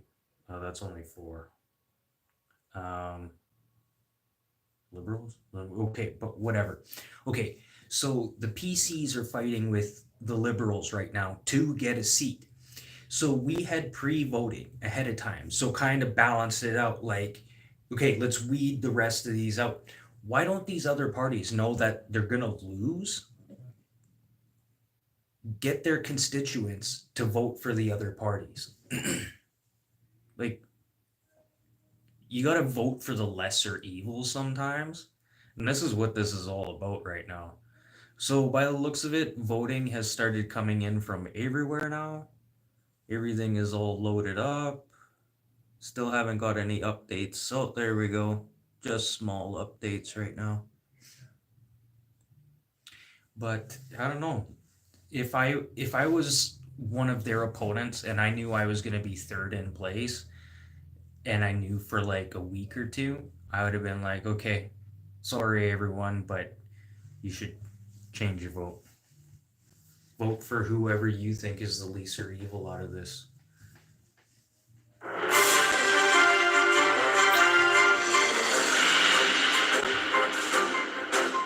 Welcome back to Manitoba's 2023 provincial election coverage. Polls have closed an hour and a half ago, and we have more elected MLAs to tell you about. We begin in La Vérendrye, where Conrad North has been elected. The PC Decision Desk has declared him the winner in La Vérendrye. This is a riding where we do not have an incumbent running. Conrad North leading by 760 votes right now. Greg Nesbitt, the Natural Resources Minister, re-elected in riding Mountain. The PC incumbent, you can see, is leading by 561 votes right now. 11 polling locations reporting out of 55. Greg Nesbitt, the incumbent PC candidate there, will be returning to the legislature. And here's another look at Tuxedo. Heather Stephenson now in the lead. It's not a big lead just yet. 136 votes, 7 of 26 polling locations reporting right now. Heather Stephenson has held this seat since 2000. We'll continue to keep a close eye on that seat. Right now, though, we're going to check in with John Hendricks at PC headquarters, where you are standing by with the candidate from St. John's. We have declared that Nahani Fontaine, the incumbent there, will keep that seat. John? So now we're 10 at 10 election. Yeah, that's right. I'm here with Teddy Rosenstein, and he has a bit of a unique perspective on this particular race, in that this is your first campaign ever. Yes, this is my first campaign ever running, and it's a big honor and a big privilege to have the opportunity to try and actually give it a shot and see what I can do for young-minded conservatives like myself. How did you feel it went? I mean, for a first time, I have to come in expecting I can't always win everything, and it's a good opportunity. I'm very excited to try again in the future, because that's what I'd love to do, and I'm just very grateful that I actually got this chance. And it's a good opportunity to get a feel of what can be for the future for me. How do you feel that the campaign went, both from your perspective and also just from the whole province as a whole? It's going to be super I think tight. the campaign went well. We might not tried know hard. until tomorrow. It is a stronghold for the NDP, so there was only so much I could do as a candidate. I'm also very young, and so I did as much as I could do, and I feel like with what I did, I gave it my best shot, and I'm proud with what I've accomplished, and my family is, my friends are, so I have a lot of support. When you run for political office, and you've never done it before, what's something that people at home would be surprised to learn about? Well, sure. I assume that you go through a lot of shoes. There's lots of learning curves with it. There's lots of learning curves with it. Just being confident, being able to actually go out and do that. Because I feel like a lot of kids, you need some confidence and courage to be able to put your name out there, be on the news, put your name online, and really try to fight for what you believe in. You just need courage and confidence like that. So. Did you experience any issues in regards to the online profile? Did people spew any hatred at you, that kind of thing? No, I did not receive any of that. I thought lots of people were very respectful of who I am online, so I'm very grateful for that. I didn't get any hate or anything, so I'm very thankful for that, because that's something I did not want to have to face, and I'm very thankful that people are very respectful online with me trying my best as a young guy and trying my hardest. So. All right. Well, thank you so much for taking the time to speak with us. No problem. Thank you so much for having me. All right. I guess he is going to be like many of the other people, seeing how the rest of the evening goes. So we'll send it back to you. All right, thanks, John. We have some more results to share with you now. We can tell you that Josh Gunter has been reelected in Borderland. In 2019, he became the youngest PC MLA, just 25 years old. He's now just secured his second term. He's leading in Borderland by 1,856 votes, 12 of 30 vote locations reporting right now. And over in Tyndall Park, no surprise here, Cindy Lamoureux will keep this seat. Liberal. She is the daughter, of course, of Kevin Lamoureux, who is an MP for the Federal Liberal Party. Cindy Lamoureux is leading by 1,466 votes right now. 6 of 13 vote locations reporting. Kelly Legaspi in second place and Chris Santos of the TC trailing in third. All right, we are going to check in with Renee Rogers right now. She is standing by with a guest. A lot of issues were on the minds of voters as they cast ballots in this election, and childcare was among them, Renee. It sure was, Marilee, and I'm here with Jody Kale, the Executive Director of the Manitoba Child Care Association. Jody, let's start with the last few years. How have things changed under the PCs since the last election? Well, there's been a lot of changes to childcare over the last 4 years. You know, the landscape of early learning and childcare, not only in Manitoba, but across the country, has changed dramatically. And there's two things that have resulted because of that. The first is because of the pandemic. I think it was a lesson that was learned through the pandemic that everybody relies on someone who relies on childcare. Pardon me, Jody. I'm so sorry to interrupt you. I've just got to send things back to Marilee. I believe that we've got someone who is getting ready to speak for us. Yes, sorry to interrupt you, Renee. We are hearing Liberal leader Dougald Lamont has arrived at headquarters and is speaking. Let's listen in. I'm going to be stepping down. I've congratulated my opponent, Robert Loisel, for winning. I want to thank my family, my wife, my children. Merci à tout le monde à Saint-Boniface. Thank you to everyone from St. Boniface who supported us, everyone who supported every single one of our candidates across Manitoba. But ultimately, the people have decided, and sometimes you get caught in a wave, and it doesn't seem to matter what you do. There's an old saying from Ecclesiastes, which I quoted the last time, after the last election, that I saw under the sun the race is not to the swift, nor the battle of the strong, nor bread to the wise, nor riches to the intelligent, nor favor to those with knowledge, but time and chance happen to them all. And you know, I will say, I always knew this was a possibility, but we had to hope beyond hope and keep working and do everything we could to run the best possible campaign we could, and we did. And I'm incredibly proud of that. And I want to share a message I got. Thank you.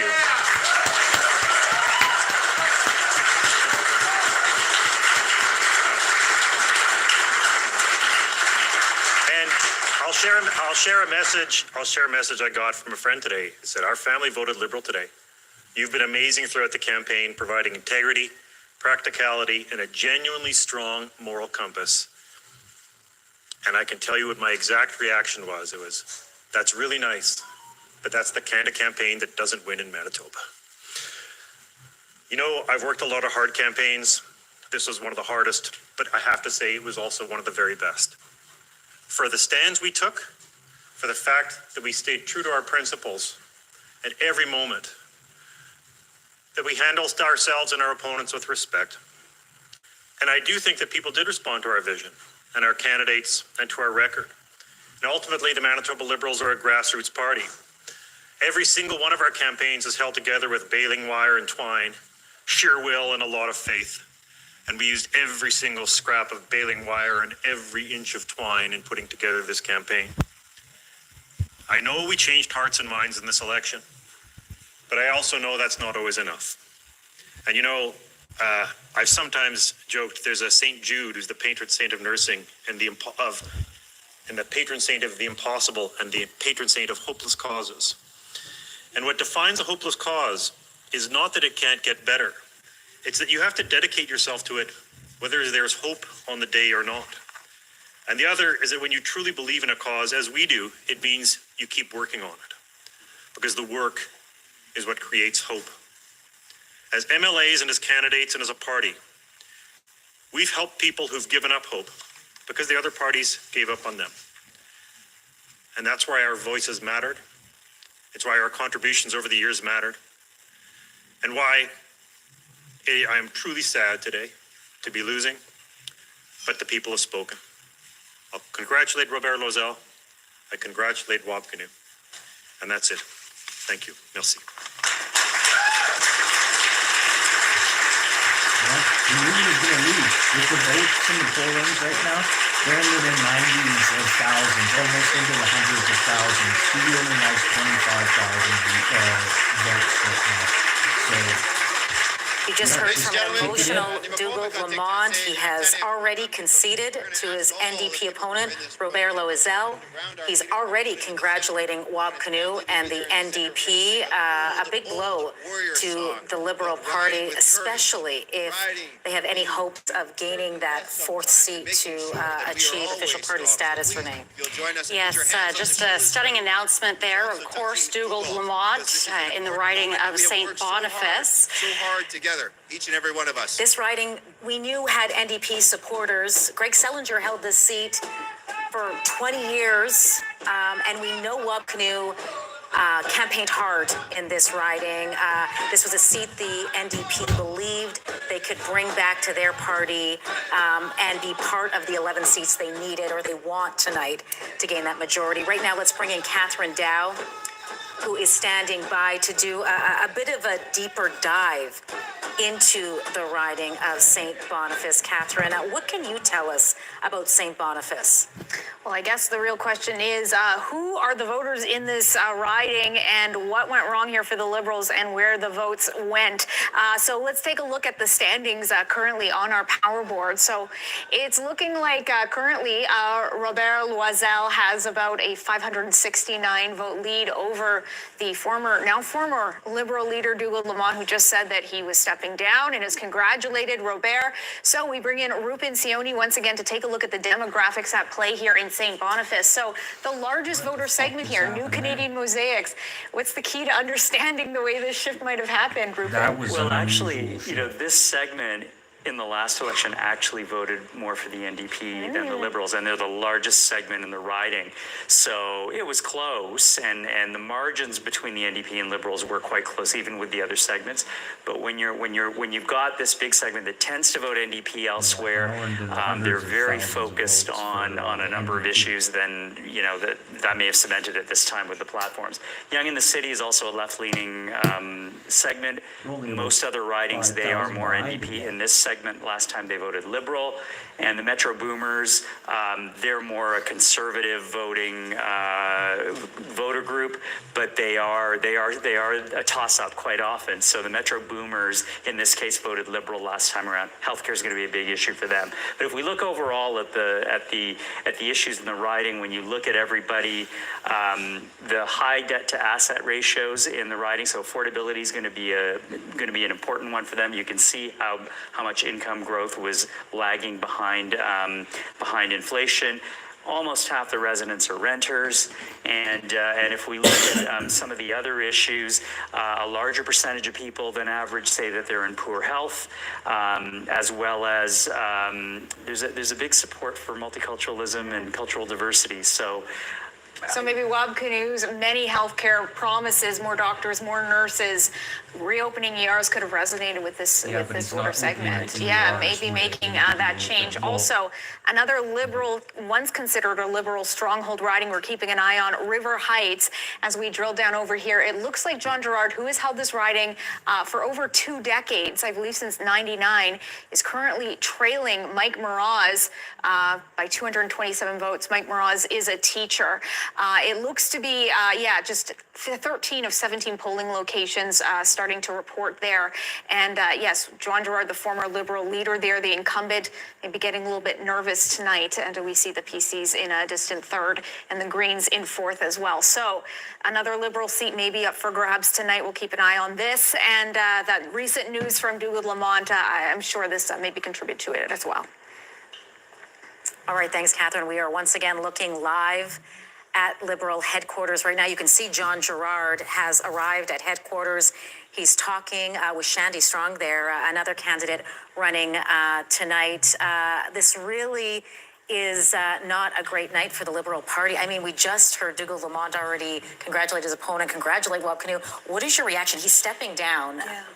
Not surprised. I expected if he lost his riding, he would probably step down. The funny thing is, the Liberals just can't catch a break in this election. When we talk to voters, especially towards the end of the campaign, people actually kind of like Dougal. They thought he didn't do bad. Yeah, and he's kind of a decent, option if you don't like either party. But he just did. His party has never had that infrastructure, that get out the vote, enough candidates and enough ridings. I'm not surprised, but it's a little bit too bad. We're seeing John Gerard trailing as well tonight. What does this mean for the Liberals and any chance of them regaining that official party status tonight? Well, in general, it's very hard to sustain the kind of party of the center, like third party of the center. It's a very difficult thing to do, and the Liberals have been limping along organizationally, financially for some time, so it's not a huge surprise when the NDP is actively targeting Liberal voters. Wab Kinew explicitly reaching out to Liberal voters in his address in the One Leaders debate, for example, to see this kind of result. It's likely the party's going to end up with one MLA. It's going to be very difficult moving forward. It's difficult to get donations. It's difficult to get people working for the party when you've got one MLA, and this is the fate of a lot of kind of small parties. It's a tough slog. Michael, we're seeing, we know Wab Kinew had his sights set on this seat. It was an old seat the NDP party had for a long time with Greg Sellinger. Robert Loisel, he's Francophone, he's Métis. How key was the Liberal message, the NDP message to vote strategically? Is this a sign that voters want to oust, the PC party when they're voting in ridings this way?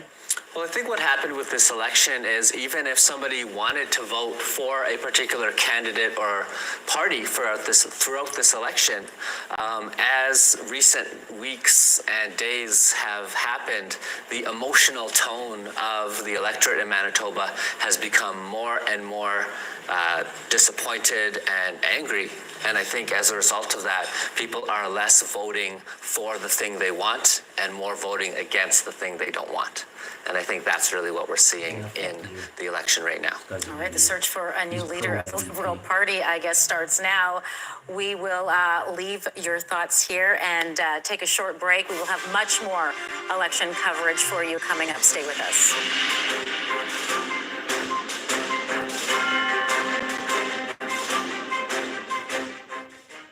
I ever noticed that the Liberal votes are still going to keep going up?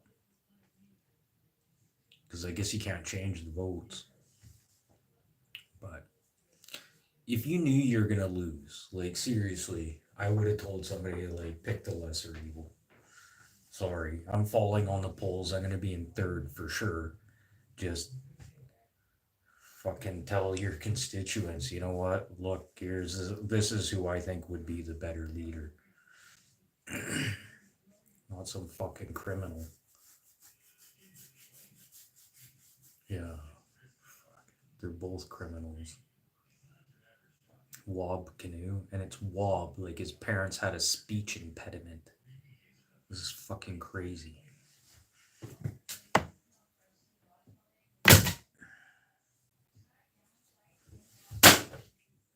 Yeah, you gotta make sure they're dead when you hit them with the fly swatter.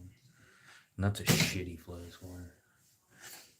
My wife's got both the good ones out there in the living room. Oh. I don't know, this is gonna be interesting. We've been trailing by 4,000 votes for a while, but all the stuff in like the eastern corner isn't quite done. Winnipeg, they had no confirmation for Brandon or Manitoba yet. So I guess we'll see what happens.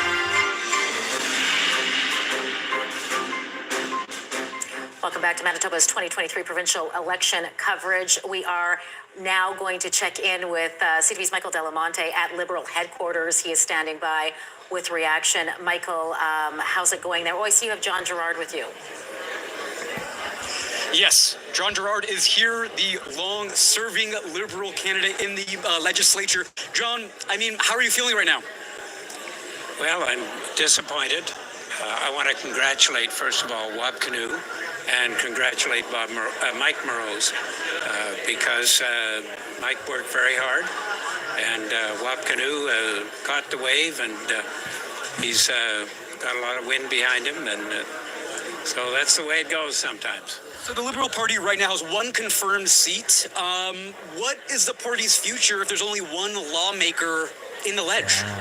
Well, I've been there as one lawmaker. We will survive. The Liberal Party will prosper, but it certainly has faced a bit of a backsliding. But I will be there for Cindy a lot because, being alone in the legislature is not fun.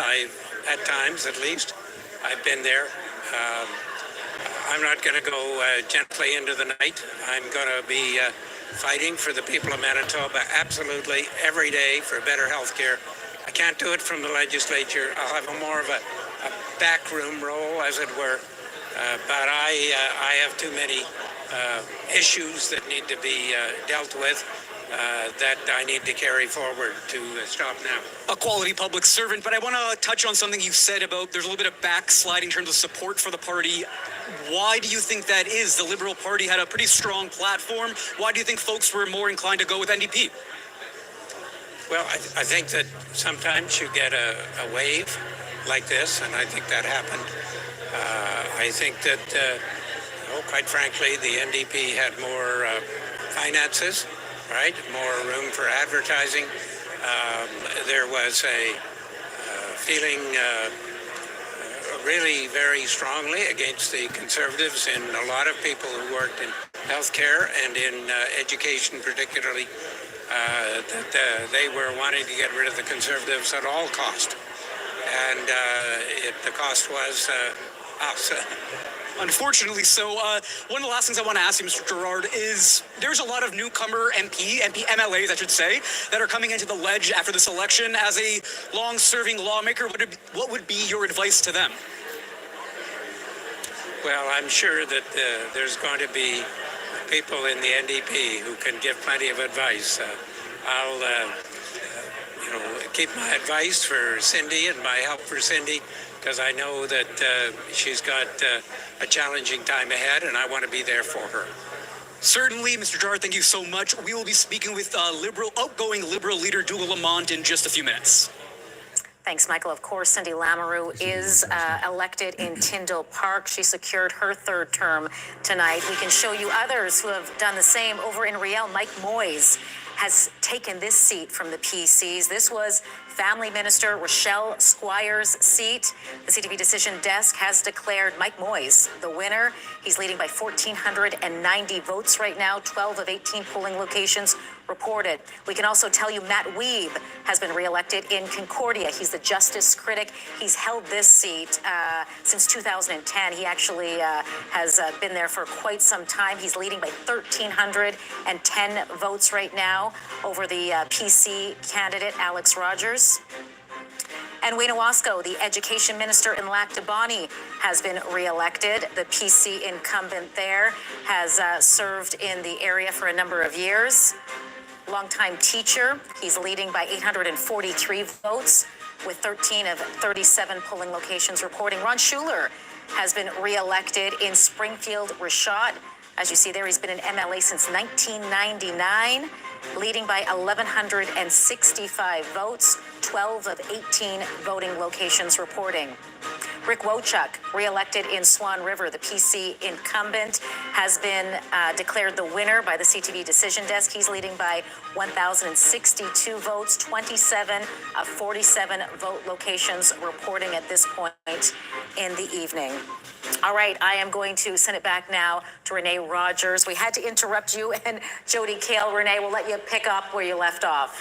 All right, yes, of course, I am here with Jody Kale, the Executive Director of the Manitoba Child Care Association. And I want to talk about the future of child care, but first, let's talk about the changes that have taken place since the last election. Absolutely. So since the last election, the landscape of early learning and childcare, both in Manitoba and across the country, has changed dramatically. And there's two reasons for that. Number one was the pandemic. One of the lessons learned throughout the pandemic was everyone relies on someone who relies on childcare.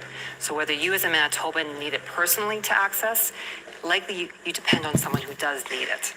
The second thing that's happened in the last 4 years is the historic Canada-wide plan early learning and childcare agreements. So across the country, every province and territory has signed agreements with the federal government. Manitoba signed theirs in August of 2021, which will see $1.2 billion coming to our province over the next 5 years up to 2026 to build a high quality, affordable, accessible system. This has the potential to transform what early learning and childcare looks like across the country and in our province. So regardless of who takes power tonight, what do you think the next government needs to be prioritizing? Unequivocally, we've seen some good changes. We've seen some steps forward, right? But as an advocate, we've been advocating for a national childcare system for over 50 years. The system's not going to be built in the next 5 years, and so we need to understand that in order for it to be successful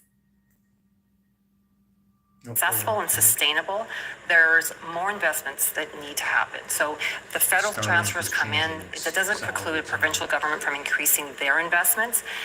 We've seen some changes with affordability. We have $10 a day childcare in Manitoba, much more affordable for many families. We've seen new spaces, excellent. But the challenge comes back to the workforce, which is critical to quality. The cornerstone of which the system has to be built upon is the early childhood educators. New spaces will be empty spaces if we're not supporting the workforce. So there's a much more work that needs to be done, that we're ensuring that early childhood educators are being paid competitive wages, benefits, working conditions, job satisfaction, improved morale, and that we're retaining the educators that we have in the system and attracting new ones to work with Manitoba's children.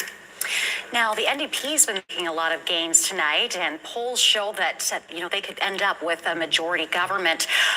What would you see childcare looking like under an NDP government? I would be optimistic that they would want to work with the association to look at our roadmap that we released in 2022. We have 25 policy recommendations that we've shared with all parties. It should be the guiding light for any government, really, to help build the system in Manitoba, recognizing that we have to address the workforce shortage immediately so that as we build the system, we're building a system of high quality. Manitoba children and families deserve nothing less than that.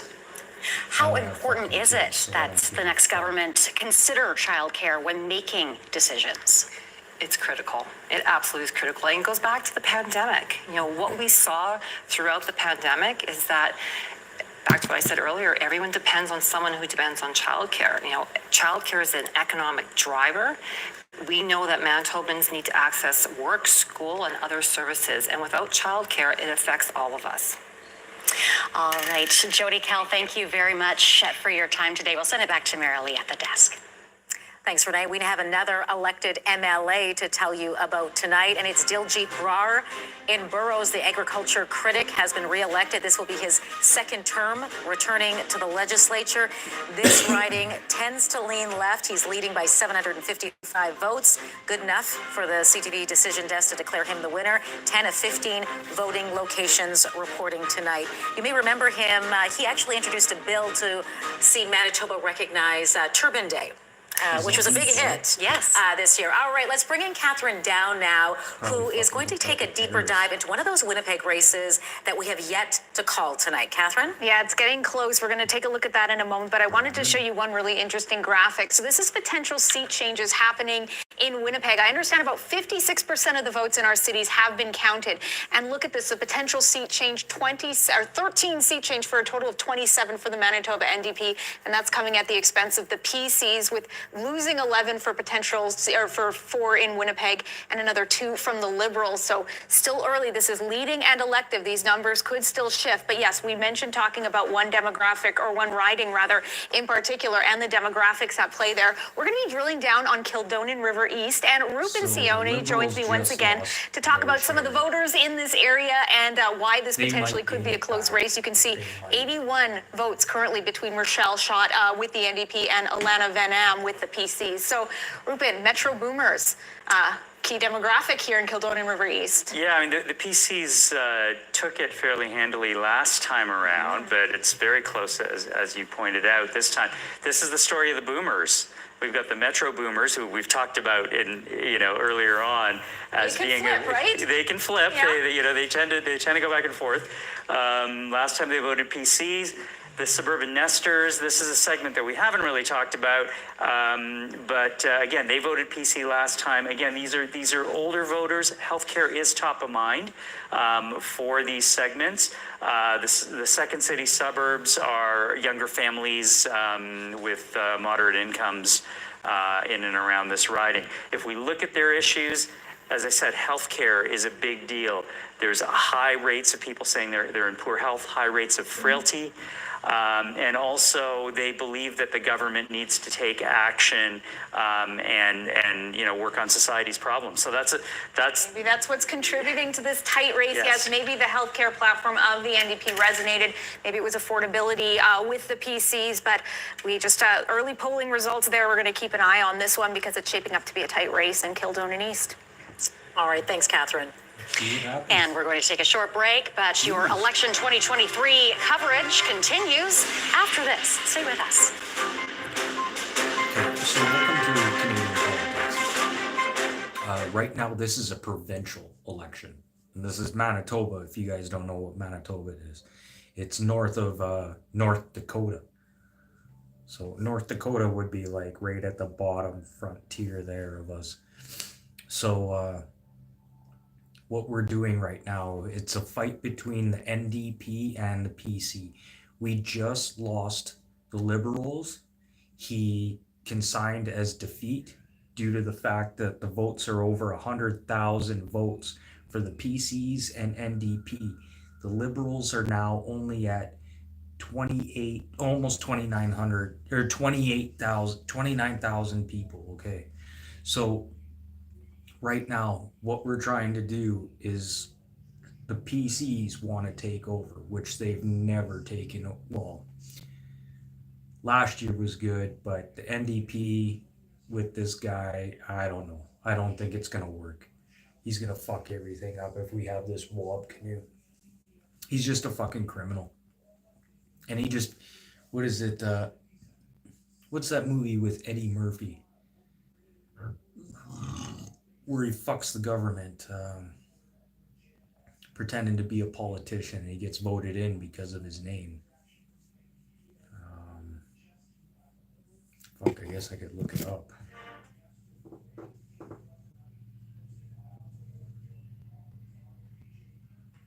When Eddie Murphy became Prime Minister.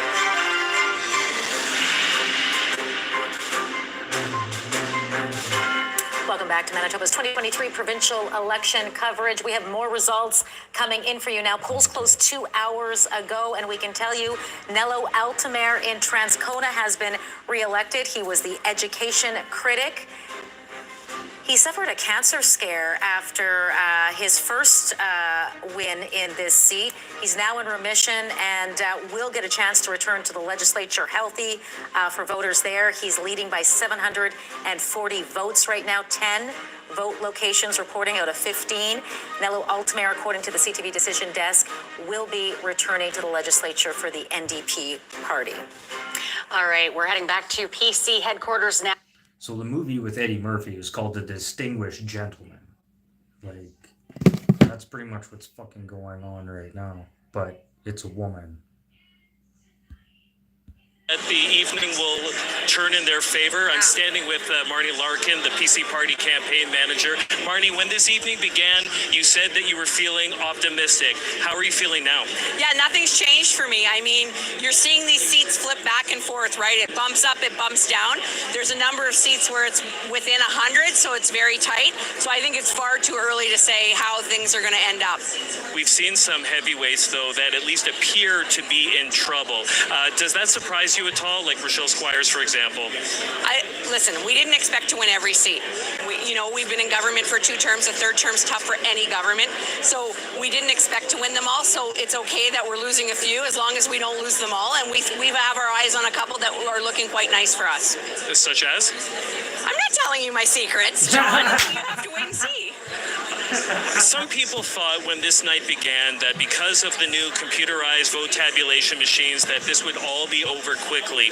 Obviously, we are still here talking about it. Does that surprise you at all? No. When you work with technology and it's brand new, like this technology had not been tested. And so I think everyone was sort of a little bit overly optimistic on how things would roll out. I'm a realist and I realized that technology can let you down. And so we needed backup plans. I'm not sure that they were securely in place. And so that's why we're seeing some delays across Manitoba, actually. Have you heard of any concerns with the technology that could be either affecting the speed that they're getting back to with results or other sort of problems? Sure, yeah, there's some machines that aren't printing results. And so when you're waiting for only that and you don't have anything to go back to manually, it can make for a long night. Is there any sort of areas of concern? I know you said you didn't expect to pull every single seat, but are there any areas of concerns now that, are right at top of mind? No, I don't see any yet. All right. Anything else that you would like us to keep an eye on? Kuwaitnuk. Like, we're leading in Kuwaitnuk. We're going to own the North. This is exciting night. All right. We'll keep watching. Thanks so much for your time. Take care. We'll send it back to you. Thanks, John. All right, we are going to go now to Liberal Party headquarters where Michael Delamonte is standing by with Dougald Lamont. Michael? Yes, Mayor Lee, I'm here with Dougald Lamont. Mr. Lamont, thank you so much for chatting with us. Oh, you're welcome. So, you made a pretty momentous, heavy decision. Before you walked in here and kind of announced to the room, take me through your mind. What went through your head? Well, it would seem to be the natural decision to make since I just lost my seat. It's not that complicated. It's been an extremely difficult campaign. It was very strenuous. We've had to work. And so part of it is simply that, quite frankly, I'm exhausted at the end of a long campaign, but it would just simply seem to me to be the right decision to make. That's fair enough. I want to ask you something. Do you think part of the reason that maybe the party didn't see as much support as the NDP is impact from the federal Liberals? People are experiencing fatigue. They've been in power for 8 years. Was there any crossover there? Do you think that was a factor? It's a bit of a factor, but the real fact of it is that the NDP and the PCs completely pretend we don't exist. They ran ads attacking Justin Trudeau, but not mentioning me ever. And when you have part of the campaign strategy was simply to say, we had people going, no, it's not actually. We actually had the NDP specifically targeting us and telling people that we're a wasted vote. And so when you have a message like that, that's got nothing to do with the Trudeau Liberals at all. It all has to do with minimizing us in order to be able to beat the PCs. Yeah, that is something that we heard from Wab Kinew repeatedly on the debate stage in the final days of the campaign. You literally just kind of responded to that, but I'm wondering if you have more to say about these other parties essentially saying, don't vote Liberal. Yeah, that's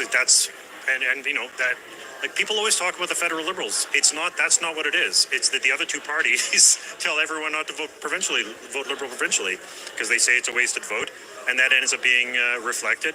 And quite frankly, that's the major challenge we have because it works very well for those two parties because for all that they're supposed to be very, very different, even though their fiscal policies are exactly the same, as long as they have each other as the biggest possible opponents, it means that nobody else can get in. Mr. Lamont, let's look forward. I know you're the outgoing leader, but what do you think the future of the Liberal Party in Manitoba is? People are always predicting our demise. We always seem to manage to go through. Cindy Lamoureux is an excellent MLA. she's being reelected. We'll see, and I'm sure that there'll be by-elections in the future. So I'm sure we'll keep working. Wonderful. Mr. Lamont, thank you so much for taking the time. Thank you. Over to you, Marilee. All right, thanks, Michael. I am standing by with the panel right now, and I'm hearing from our decision desk that we have received no new results from Elections Canada in about 20 minutes.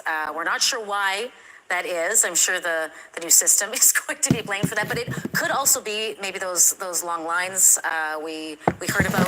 We're looking into it, but that is a bit of the delay in how things are unfolding tonight. No new results in about 20 minutes time. But what I wanted to talk to you about, Mary Agnes, is some of these NDP seats that the party thought they had a good chance at getting tonight that aren't shaping up to work out the way they had seen things. It's becoming a very much an urban-rural split, maybe in a way that, I think the NDP hadn't totally anticipated. I thought Selkirk would be a little closer. The Tories are leading there. Dauphin is a little closer than I thought it was going to be. That was one the NDP was hoping to pick up. Dawson Trails, I think, was probably always a long shot, but... Yeah, there was a lot of talk about that, but there was with the boundary changes, and no Liberal candidate. Exactly, and no Liberal, exactly right. There's no Liberal candidate in a couple of those rural ridings. Dauphin too, yeah, right? Yeah, that's right, yeah. And both Brandon ridings are a little closer. Even Brandon West, I think, is running a little closer. But the NDP really doesn't have a lot of strength yet outside of the city. And so we're finding ourselves in that rural-urban split that always kind of plagues us and a lot of other Western provinces. Yeah, that's why they kind of said, that ring around Winnipeg would be key tonight, because they anticipated, even if there was, people wanted a change, it wouldn't come in rural Manitoba. Let's talk about the popular vote, because there's a big split between the parties here, right, Royce?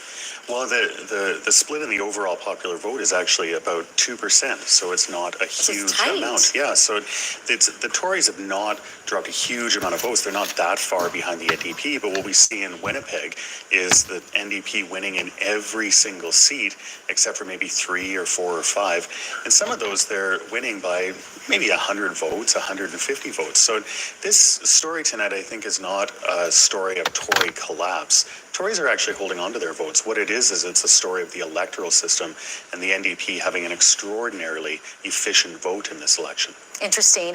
We've also heard, Michael, a lot of talk about the Stand Firm campaign that the PCs really went hard on, particularly in the last days. Do you think maybe in some of these suburban areas we've seen these seats flip between the PCs and NDP over the years, that this could be part of the factor of, whether people were PC voters if they are going NDP? Was it because of, kind of this harsh stance they took?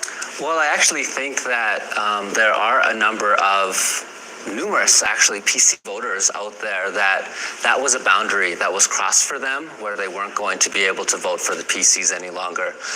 If you're going to be the province of Manitoba's leader, if you're going to be the premier, you have to care for all of the people in this province. That includes every missing person, regardless of whether they are Indigenous or not. And so I think it's critical for us as a province to be compassionate and kind. And I think that the Stand Firm campaign really demonstrated to a lot of conservative voters the type of leadership that was being put forward, and it left a terrible taste in a lot of voters' mouths, because the reality is we are a small community here in Winnipeg and Manitoba, and we're going to be crossing past each other on the street. And so you can maybe make a bus bench that says I'm a bad person today, but I'm going to have to walk by you and have a conversation with you tomorrow while we're both working on trying to make Manitoba a better place during our day jobs. And so I just think it's really important for us to think about compassion and being kind. And I agree that when there are campaign promises and tones like the one that we've saw from the PCs and that Stand Firm campaign, that's where Manitobans draw the line. We've heard a lot of congratulations already for Wapkanu, but there's been no call made yet.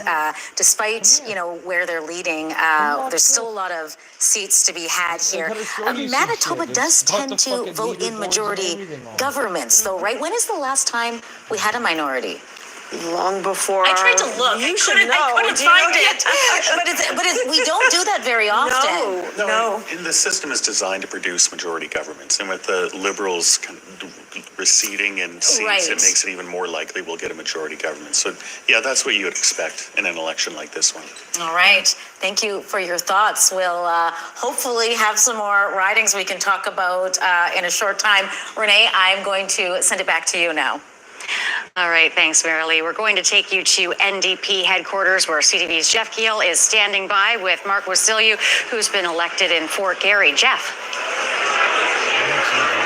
Yeah, hi, I'm here with Mark Wasilou. First of all, I would like to get your reaction to the fact that Dougald Lamont has stepped down and has conceded. Well, it's obviously been a change election, and I think the left-to-center vote in Manitoba has coalesced around the NDP. I always enjoyed working with Dougald. I thought he was a gentleman, and I certainly wish him and his family the best. Your leader had a message for voters, Liberal voters, vote for us. What we're seeing so far tonight, do you think that worked?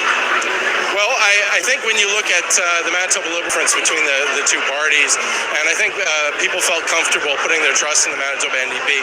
I think everybody can agree that the BC government needed changing, and this was a change election, and that's what we're seeing tonight. Nothing has been declared yet officially, but leading or elected in the seats you are, how are you feeling about things? Oh, this is, you feel the atmosphere. It's absolutely electric. We're having a fun night. Things are going in the right direction. More votes to be counted, and we're not going to prejudge things, but certainly happy with the way things are going. A few of the races, though, are maybe a little tighter than you folks had wanted. What do you think? Or is this what you expected? No, we expected. This was never going to be easy, and individual races matter, and we're fortunate to have really energetic teams and lots of volunteers, and we're seeing their hard work pay off tonight. So more to come. Mark Wasilou, re-elected tonight. I'm Fort Garry. Thank you so much. Thanks, Jeff. We're going to check in with Catherine Dow once again, who is going to explain the vote value in Winnipeg. Catherine. Yes, that's right. We heard it on the panel. We're going to drill down on this a little further, but also right now, let's take a look at some potential seat changes as shaping up in our city. So as you can see, the NDP and Wab Canoe, it looks like they've added about 13 for a total of 27 at the expense of Heather Stephenson, and the Tories losing 11 for a total of 4. And Liberal leader Dougald Lamont losing to for 1. That's just in Winnipeg, as mentioned. Now, we heard about voter efficiency. Now, this is where the NDP has been quite remarkable in ridings that are leading or elected. So they have 51% of the votes in Winnipeg, and that makes up 84% of the seats. So voter value there for the NDP high. The PC's not quite as efficient, but nonetheless, 32% of the votes equating for 12% of the seats. When we're talking about voter value or voter efficiency, that's what we mean. And of course, once again, this is just Winnipeg seats specifically. So still waiting on a lot of results here, but we have a couple more ridings that we want to take a closer look at. So Assiniboia, it looks like the NDP's Nellie Kennedy has a narrow lead, 7 votes. That's quite narrow, over incumbent Scott Johnston. That's just 2 polling locations reporting of 20. Then we're pushing on over to Kildonan River East. That's Kathy Cox's former riding, left open there. Rochelle Schott looks to have an 81 vote lead over Alana Van Nam. And then finally, we push on over to Waverley. Looks like John Reyes, who is the incumbent there, is lagging behind the NDP's David Pankratz with just 83 votes standing between them, only 8 of 12 polling locations. So very early days. There's that popular vote once again. We're still starting to see those votes being counted. We're waiting for more results, and we're going to start to see those margins widen. So stay with us here. All right, thanks, Catherine. I've just been handed some paperwork from our decision desk, and we're hearing that Elections Manitoba says votes are still being counted and results reported to them, but the problem is getting them out there. They're looking into what has happened with their data and their website. The CTV decision desk tells me this is not a common thing that happens. They've maybe only seen it once before, pretty unusual. So this is part of the reason why things are so slow and we're not seeing the results as quickly as we had anticipated. All right, we hope to have some more results for you shortly. Stay with us. We're going to take a quick break, but your Manitoba 2023 provincial election coverage will continue right after this.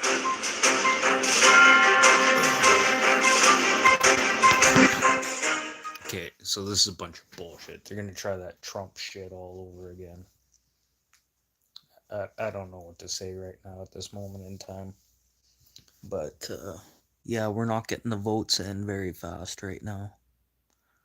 Well, NDP is up 17. PCs are at 13 elected votes. We got 152,309 for the NDP, and we got 143,141. So I don't know. Numbers are starting to get up for the NDP, but they've been bouncing around a bit.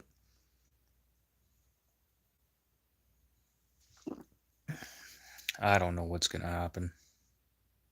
I don't know. Just because you see all that little blue down there doesn't mean anything. That don't mean shit. Like, look at some of these little territories down here around Winnipeg. And there's a lot of people gathered in those areas. But I guess we'll find out what happens here. I think I'm going to keep going with this until this voting is done. But I have a funny feeling that this election right now, we're not going to know until tomorrow.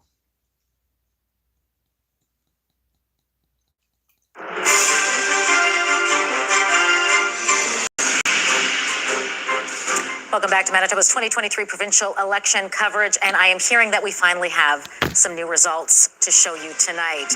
And we begin in Elmwood, where Jim Malloway, the seniors critic, has been elected the longtime NDP incumbent there, returning to the legislature. This is an NDP stronghold. He's leading right now by 917 votes, 9 of 18 vote locations reporting. CTV Decision Desk has declared him the winner. Malaya Marcelino, the winner in Notre Dame tonight, according to the CTV Decision Desk. She, of course, is the daughter of Flor Marcelino, who was the interim leader of the NDP party after Greg Selinger. She is leading by 1,537 votes, 9 of 19 vote locations reporting tonight. And Yusoma Asagawa, the health critic in Union Station, re-elected for the NDP party. This downtown riding always votes NDP, a stronghold.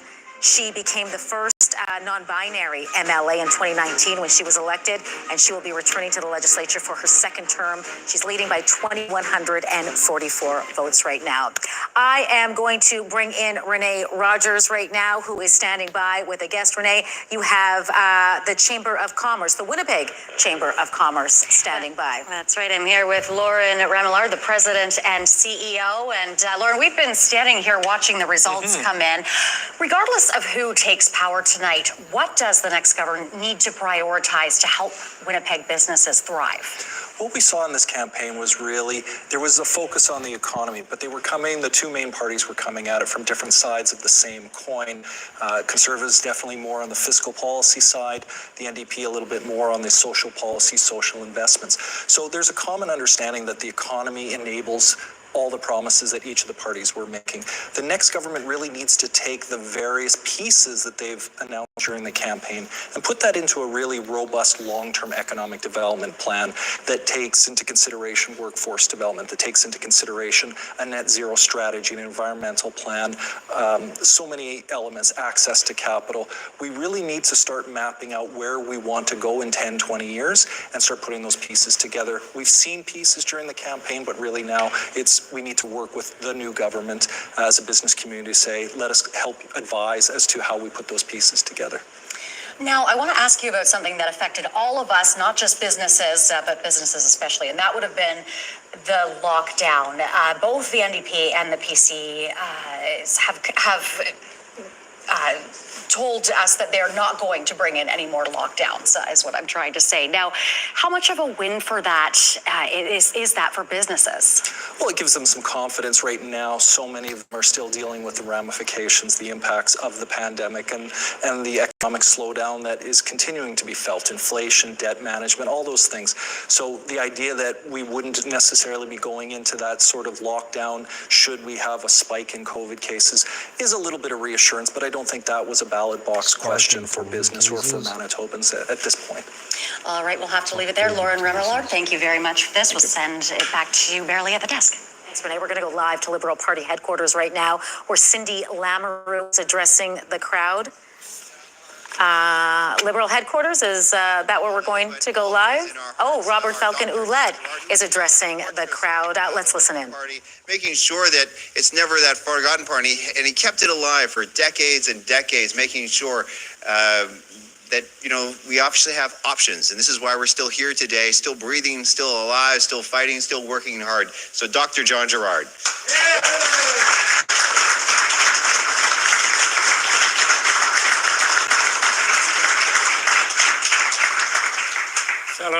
Fellow Liberals, it wasn't the night we wanted, but we're really glad that we've got Cindy Lamoureux with us and staying on as an MLA and holding the fort.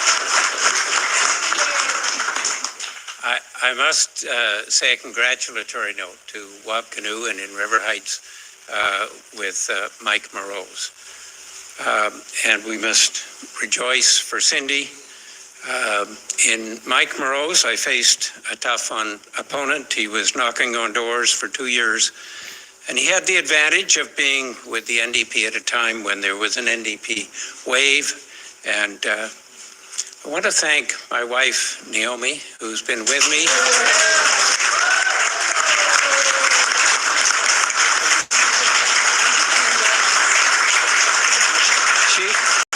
She worked tirelessly. Our campaign team knocked on more than 29,000 doors over the course of the campaign. And Naomi was knocking on a pretty good proportion of those. My campaign manager, Jim Cornelius, is here. Put your hand up. Thank you, Jim. You deserve a lot of credit for a big effort. A key position was David Mintz, who's left, and I just want to recognize his efforts because they were very important.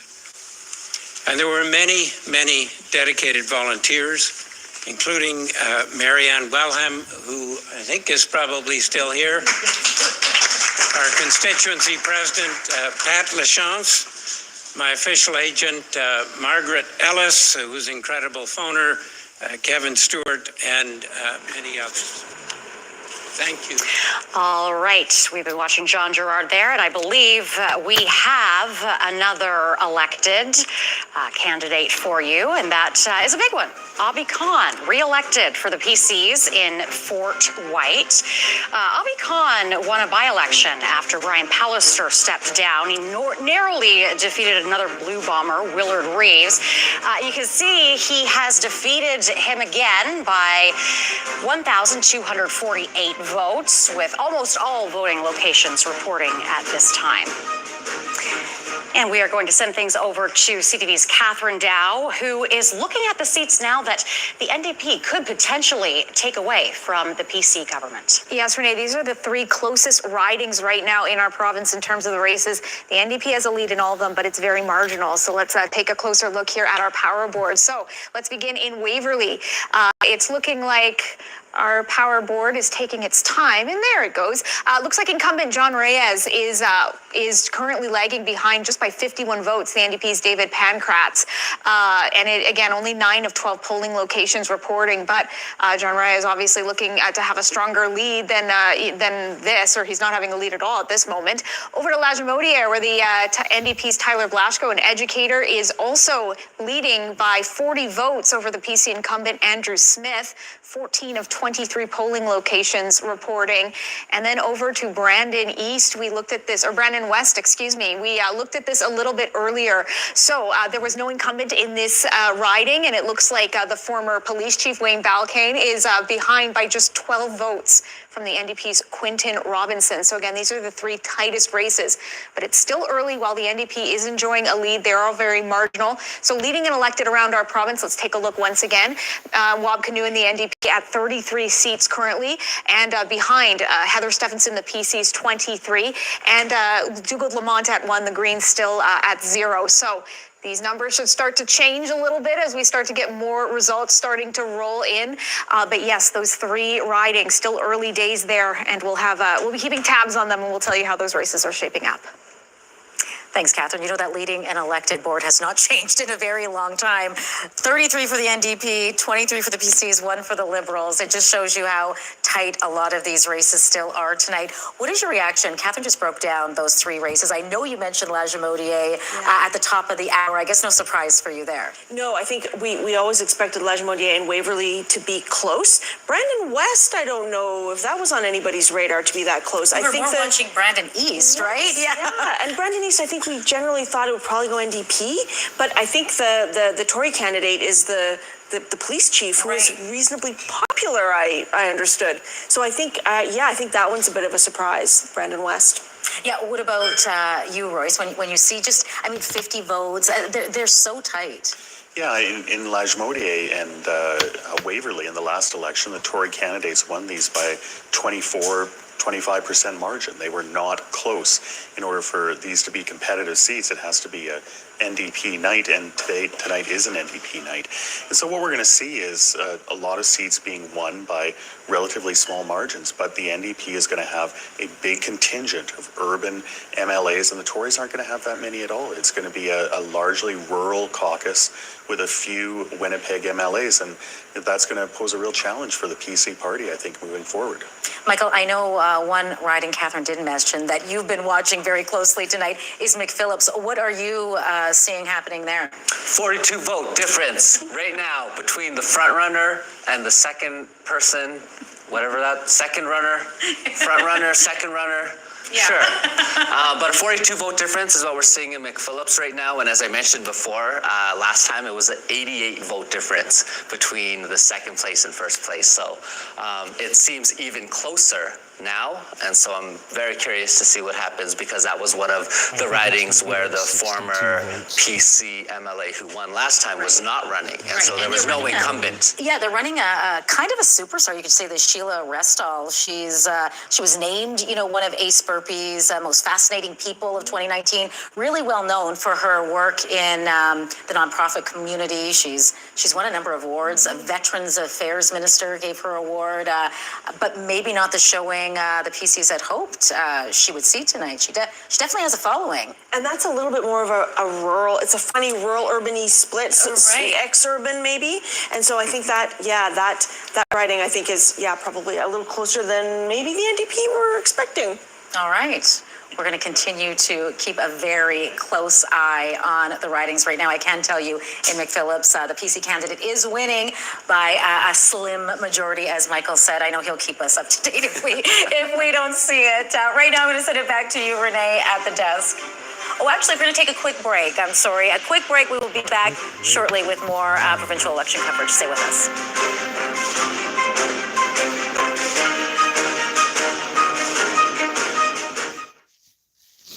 I think the last election came down to like 62 votes. Oh, I'm going to say no, it was more than that. Yeah, something like that. But I'm going to say around 52 to 62. I think that's what the election is going to come down to. And I think they aren't doing Rob Canoe's thing right now. So they don't have a fucking riot. All those drunk Indians at the NDP party. Holy shit. But, I don't know. It's super tight. I really hope we gain some more seats here. Brandon's really taking their sweet-ass time getting their shit in. Dosa, too. I haven't seen the riding for Dosa. Fuck. A lot of ridings. You know what's funny? Is everyone was super quiet when we walked into Elections Day. No one even asked. Or no one even talked about who they were voting for. I kind of wanted to yell out, PC!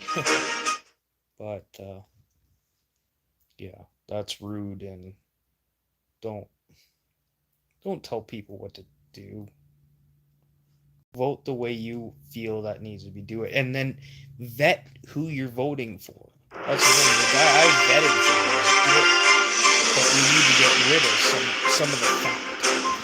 Welcome back to Manitoba's 2023 provincial election coverage. We are going to take you directly to Liberal headquarters where Michael Delamonte is standing by with Cindy Lamoureux, the sole winner of the Liberal Party tonight. Michael? That is right, Marilee. I'm here with the Army of One of the Liberal Party, Cindy Lamoureux. How are you feeling tonight? You know, I'm very grateful for my constituents within Tyndall Park, and I'm glad to be able to be here at the Manitoba Liberal Party, our headquarters, just to be with everyone, be with our team. I know I just lost two of my they are incredible colleagues, Dr. John Gerard and Dougal Lamont. I know they just lost their seats, but they are phenomenal individuals. They put in so much work to make our province better, and I just want to be here with them tonight. Yeah. Fair enough. Celebrate the victory. If I could ask you, you were the one of three incumbents to earn back their seats. What do you think made the difference in your campaign as opposed to your colleagues? I think every constituency is very different. I don't think there's a one fix-all type scenario here. I campaigned very hard. I am very, very active in my constituency between elections as well, as I know both John and Dougal were as well. But that's the best advice I could ever give to any candidate. Be in your constituency, visit the schools, knock on the doors. One of the things that I always do since being elected is I go to the McDonald's every Saturday to be accessible to constituents. I think it's really important. And as the sole representative of the Liberal Party in the upcoming Legislative Assembly, what are your goals in the Ledge? Honestly, at this point, I was just working towards Election Day, and so haven't thought much further than that at this point, and that's why we're here, just to be with each other. Cindy Lamoureux, congratulations on your win today. Best of luck in the upcoming session. Thank you, I appreciate it. No problem. Marilee, back to you, over you in the studio. Thanks, Michael. We have breaking news now from the CTV Decision Desk.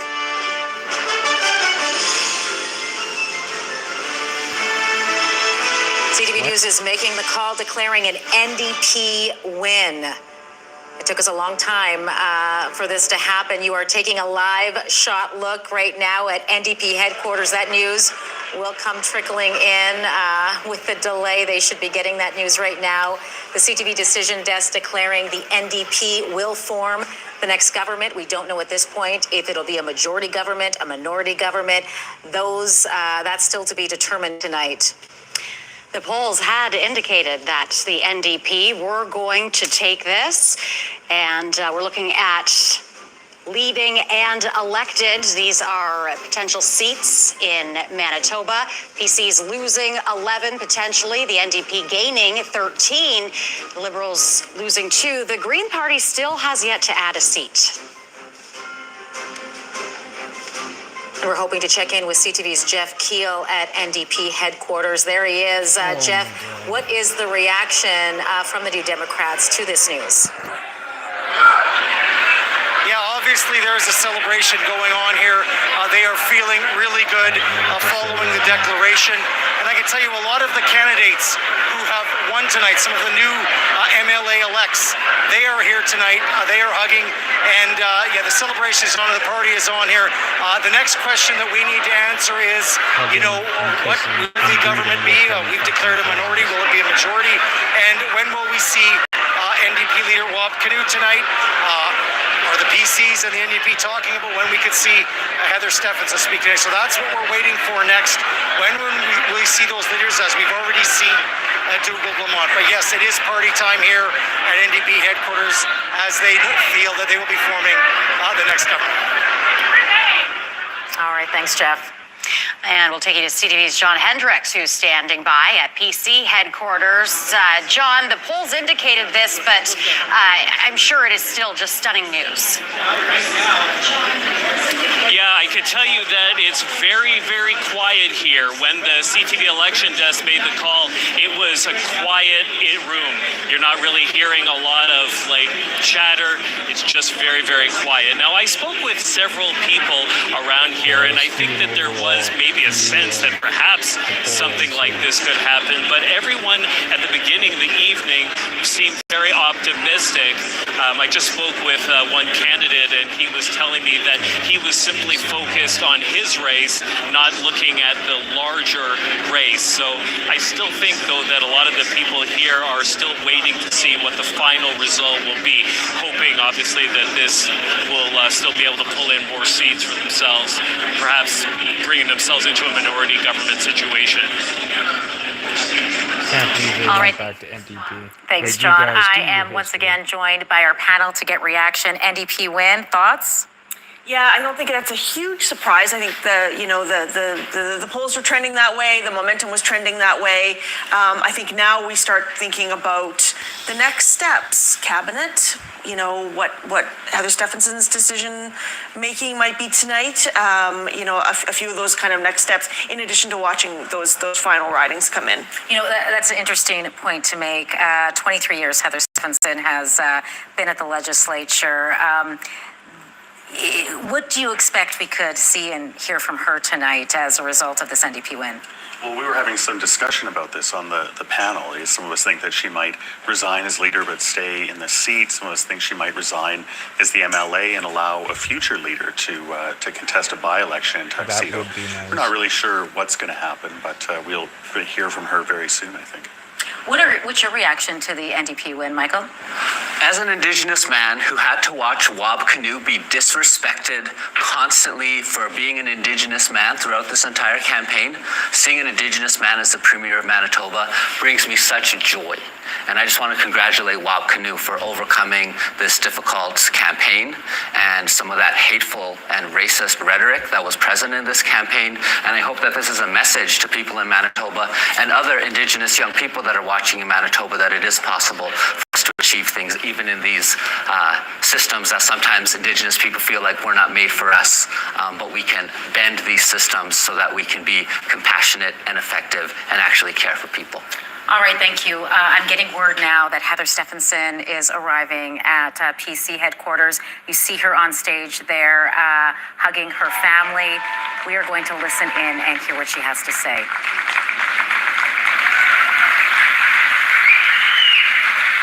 Wow, what an evening. Thank you all for being here and for your tremendous support. It's been an incredible honor for me to serve Manitoba for the past 23 years. And I'd like to thank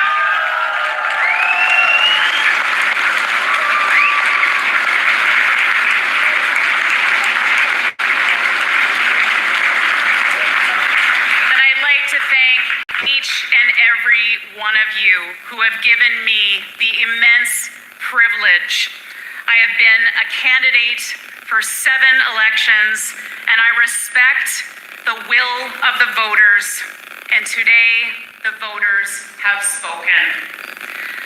I want to thank the residents of the great constituency of Tuxedo. I have served the community for the last 23 years. It's my family, it's a place where my family have called home for generations. Moments ago, I called Wab Kinew to congratulate him on becoming the next Premier of Manitoba. Mr. Kinew, I don't always agree on everything, but like me, I know that he loves this province and he loves the people of Manitoba. And I wish him all the best and will make every effort in a smooth transition in the premiership.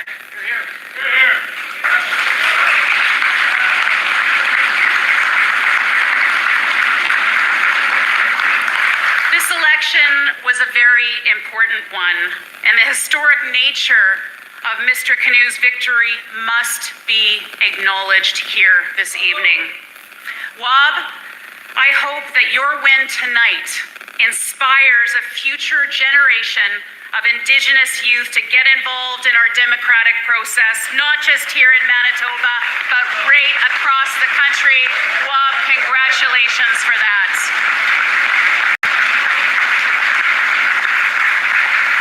So there are a few thank yous that I'd like to make this evening to our campaign co-chairs. to Candace Bergen and to Joe Bova, to my campaign manager and friend, Marnie Larkin, and there are so many others who have played an integral role in this campaign. You know who you are, and from the bottom of my heart, I thank each and every one of you for being involved in this incredible campaign.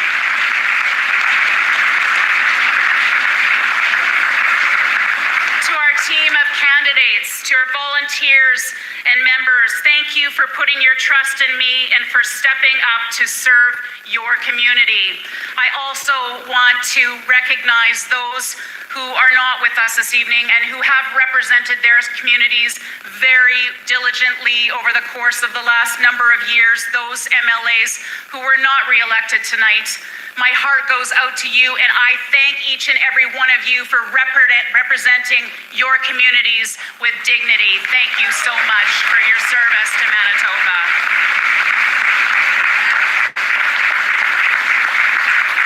And to our newly elected MLAs from all sides of the House, I offer special congratulations. I remember the excitement I felt when I first was elected that night, and I hope you feel the same way. You have captured the optimism and the confidence of your community. Congratulations to each and every one of you this evening. I am listening.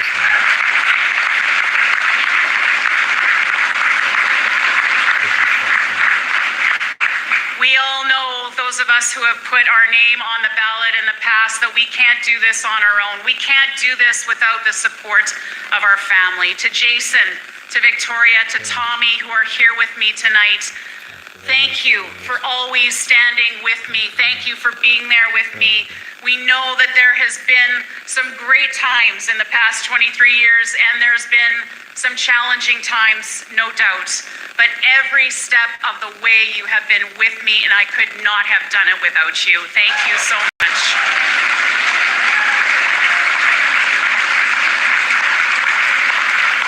Tonight, I stand before you feeling honored to have served as your premier. Together, we have been able to accomplish so much in just under 2 years. We have faced unprecedented challenges, including a global pandemic, the unjust war in Ukraine, and challenging economic times. Yet we were able to move Manitoba forward. We implemented the largest personal income tax cuts in Manitoba history. We made our province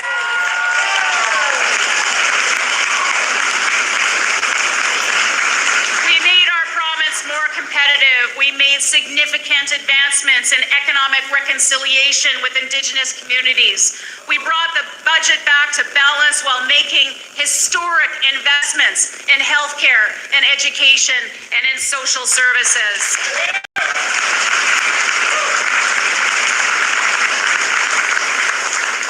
Our progressive Conservative government has set up our province for great success.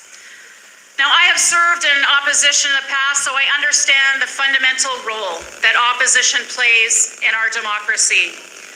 As we head to the other side of the House, I can tell Manitobans that the team of PC MLAs that you elected tonight will keep fighting for you, and we will hold the new government's feet to the fire.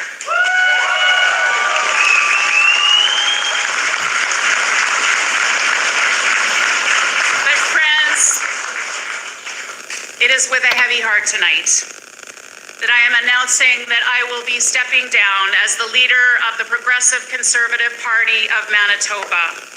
And I look forward to meeting with caucus and the party executive to prepare the path forward from tonight.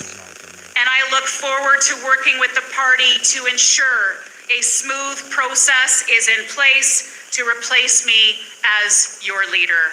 It has been the honor of my life. Serving the people of Manitoba with the many roles that I have held over the years.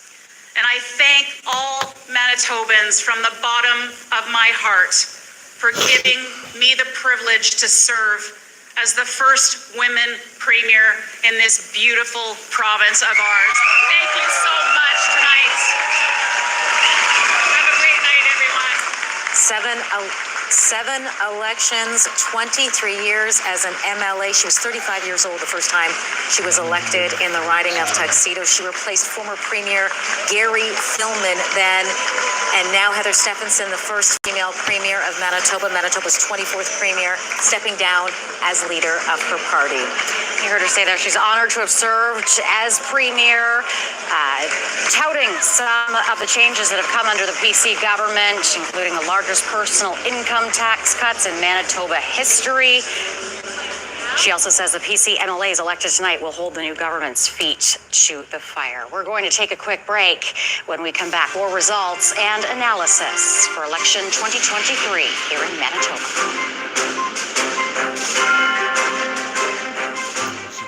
Seats now. Shit. Yeah. Well, so much for the PCs. But this is why you vote. Imagine if we didn't vote. I'm almost thinking everyone like behind us or everyone in line with us was voting fucking PC.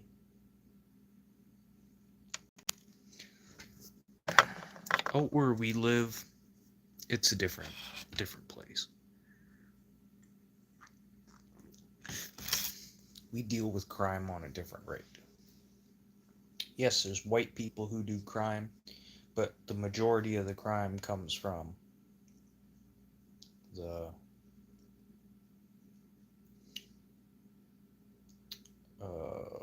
I don't know what you call them, Indians. They just stir up shit here all the time, and the reserves pay you off to vote for a certain person. Hey, we could win the vote. We do this. NDP. You know how many Indians there are out there?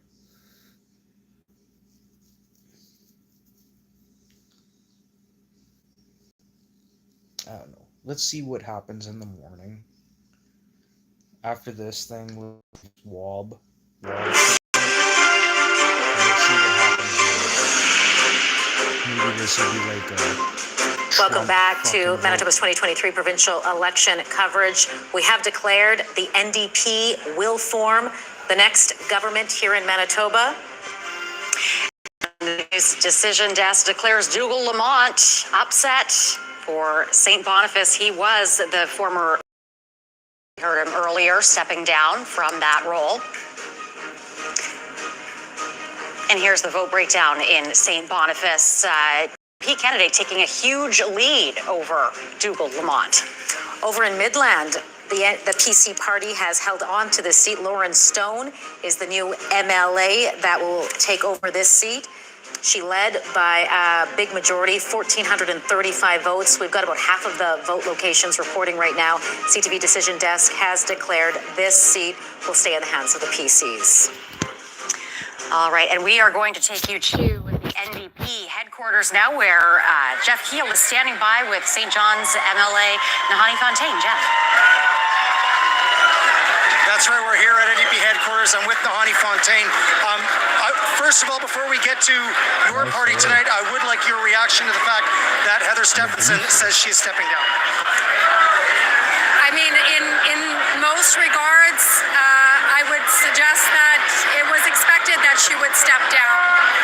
You know, Mrs. Stephenson has had a long career in Manitoba politics, and, you know, I wish her the best.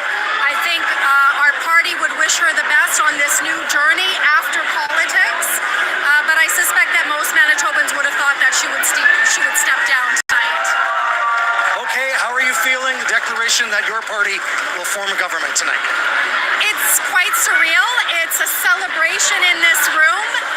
It's indicative of all the hard work that we've done in the last 7.5 years. It's indicative of the leadership of Bob Canoe that really tried to bring Manitoba together, and tonight proved that. Manitoba want to move forward together in a positive way, in a compassionate and more caring way, and in an act of reconciliation. The people that we've elected represent Manitobans. We look like Manitobans, and we're proud to have a slate of candidates that will represent Manitoba dedicated, truly capable way. Tonight, we made history, and it's a celebration. What does that mean to you, the first First Nations premier in Manitoba, and any problem? As an Indigenous woman, it's quite incredible. It's something to behold. Yeah, I think I have to go. Okay, one quick one. Does the MLA for St. John's want to be in cabinet? Oh, I want to celebrate with everybody tonight. Thank you. Mayor St. John's, thank you so much.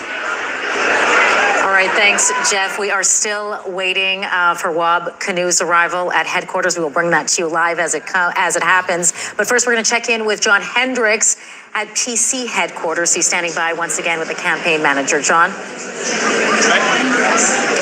Marty, thank you so much for joining us. Obviously not the result that you were looking for. No, absolutely not. But we're very glad that Manitobans had an opportunity to speak. We want to congratulate the NDP on their win, and we're really excited because we have enough seats to hold them to account, so no one's getting away with anything in this house. Heather Stephenson steps down as leader. Was that the right decision? Yeah, I think so. I mean, she put herself forward to Manitobans and they made a decision. So she did what is best for the party. Always, again, the consummate professional and leader. She did what she needed to do to ensure the party could move to the next level. So where did it all go wrong? Is this the result of Heather Stephenson's leadership? Is this a hangover from, 2.5 terms? Where did it all go wrong? Hey, going for a third term is never easy. Compile that with a pandemic and a change in leadership halfway through, and it gets really complicated. I'm not sure it went wrong anywhere. I think at the end of the day, we worked our tails off, and we said from the beginning, this would be the fight of our lives. We knew that going in, and I'm really proud of where we are. I think when we finish, we'll be at 27 seats, and I'm excited about that. Like you said, you were so close, though, in several ridings where you were not able to get over the finish line. Would a different leader have made a difference? I'm not sure that that's what we're looking at. I think what we need to look at is what happened with the Liberal Party. Wab did a really good job. He compelled himself to them to say, come on over and stop the Conservatives. When you have a movement like that and you start to see collapses, we have the Liberals sitting with one seat. That's what probably had the direct impact. So do you feel that this was a change election, or is this simply could have been, you could have made it, it just didn't work out? Yeah, I think I think anyone would admit in the NDP too, it was neck and neck. And today, I don't think anyone knew for sure how it would go. Okay, so what the Liberals just did, they did exactly what I just said earlier. They sold out their votes to vote for the NDP. Why? Because Mitt Singh blew fucking Trudeau to give him a snap election. So it just fucking evened out that way.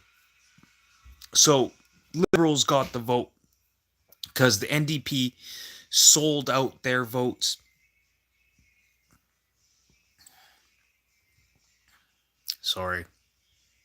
Sold out their votes so the Liberals could have it and not the PCs. Oh my God.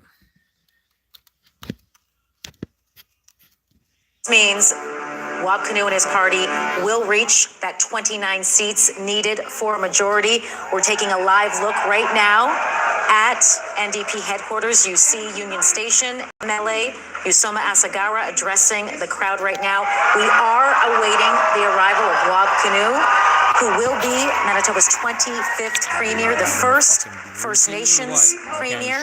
We're told he is set to arrive at those headquarters any moment now. He made a lot of promises around healthcare in this campaign. He wanted to reopen 3 emergency rooms that were closed by the Conservatives. And the NDP believed that this pledge and promise of rejuvenating healthcare in this promise would be the winning formula. The NDP party is gathered at NDP headquarters at the Fort Garry Hotel. You can see we can see Wab there in the screen. This must be his introduction video playing. Yes, I think we're going to take it to CTV's Jeff Keel now, who is there somewhere for us. Jeff, can you hear us?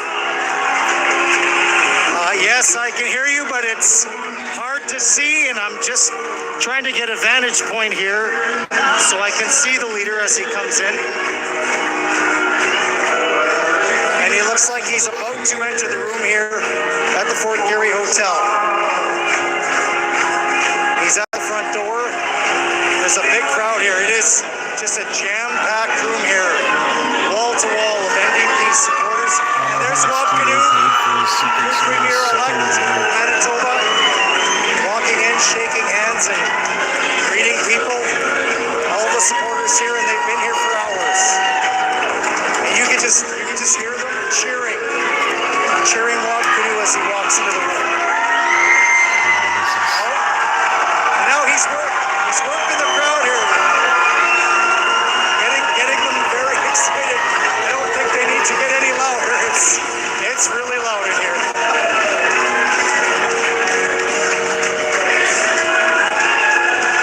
And you know, Rob Canoe is coming out here. Rob Canoe is out here, coming out towards the stage. This is after two other party leaders, of course, announced they'd be stepping down. A historic night in Manitoba too. Rob Canoe, the first First Nations Premier-elect here in Manitoba. And he's slowly making his way to the stage through this sea of people. There's just so many people here. And he's almost there. One of these Secret Service agents. CSIS. Secret Service agents. We could see Rob's wife, Lisa, in behind him with their three boys. His wife, of course, a doctor in the province. There's his older son carrying the younger boy there. Big celebration for the Canoe family tonight and for the NDP party as a whole. A big rebound. By all accounts, this was expected, but it certainly must be a great night for Rob Canoe tonight. There he is, heading up to the podium.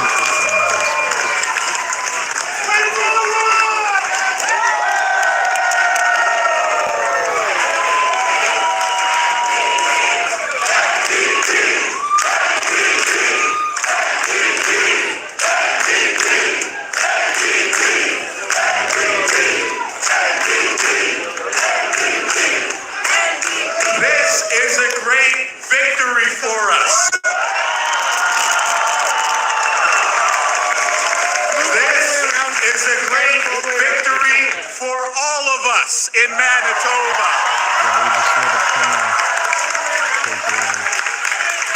Wow. Manitoba. My dear, sweet Manitoba. Look at what we have done here tonight.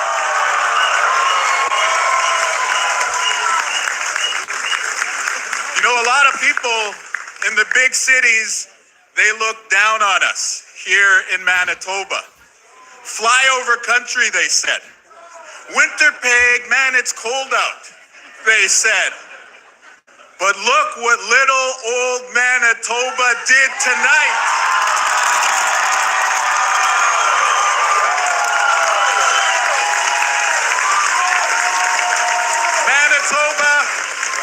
Manitoba did something more progressive than any of those big cities ever did.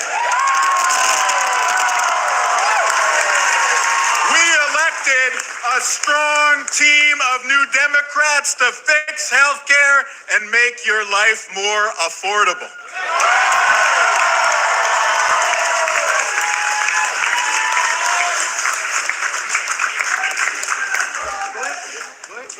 To the people in healthcare, to the people working in the bedside today, to the people thinking of pursuing a career, to healthcare workers across the country, in other provinces around the world, I have a simple message to you.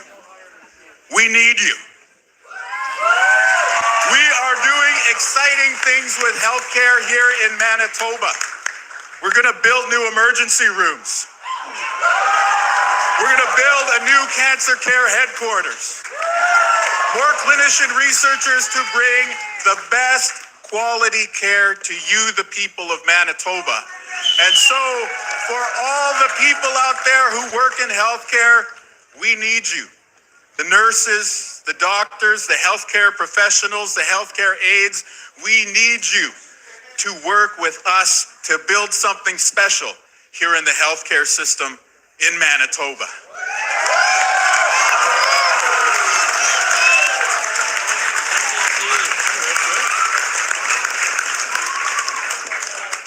I want to speak to the young Nietzsches out there.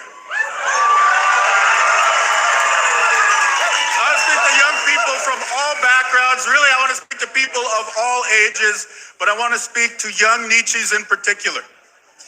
I was given a second chance in life.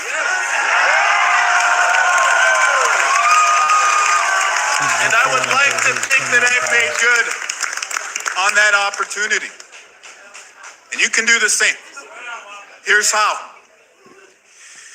My life became immeasurably better when I stopped making excuses and I started looking for a reason. And I found that reason in our family. I found that reason in our community. And I found that reason in our province and country. And so to young people out there who want to change your life for the better, you can do it. But here's the thing. You have to want it. You have to want it. If you want to leave the party lifestyle behind, it has to be you to make the decision. If you want to join the workforce, get a new career, it has to be you to take the first step. And if you're dealing with some kind of illness and you want to find healing, it has to be you to decide to move forward. I can't do that for you. A government can't do that for you. You have to be the person to decide to take the first step.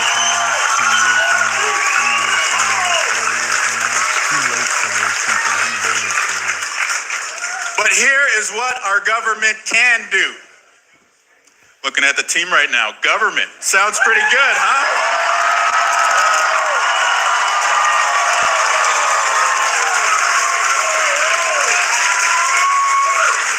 But here's what our government can do. If you decide to take the first step and leave the addictions behind, our government will make sure that there is a path to recovery for you. If you decide to go to work, our government will make sure that there is a training program with a good job at the end of it waiting for you.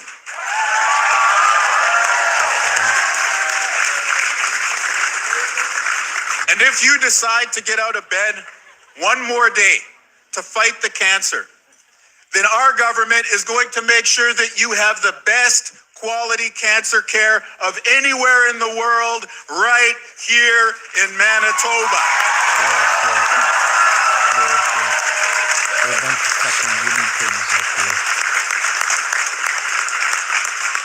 I want more Manitobans to hear those four magic words. You are cancer-free.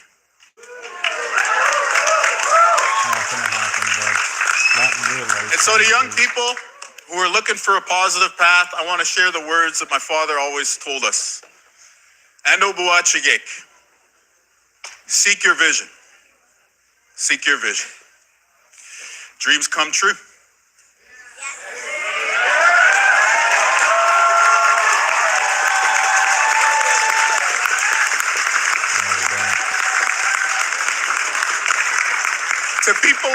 To people in rural Manitoba, to people in northern Manitoba, I want to say thank you for sending people from your communities to sit with our team at the Manitoba Legislature.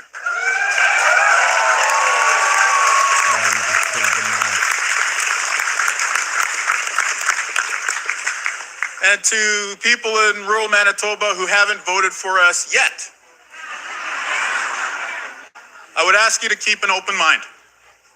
And if our team delivers, if after a few years we have improved your health care and we've made your life a bit more affordable, I would humbly ask that in 4 years' time, you send more people from your communities to sit with our team in the Manitoba legislature. We'll just start doing this, and then we have another vote, like exactly what happened today, and then we get fucked.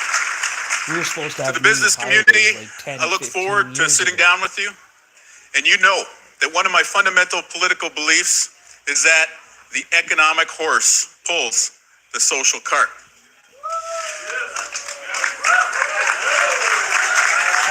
But tonight, the Manitoba NDP is going to rock the house.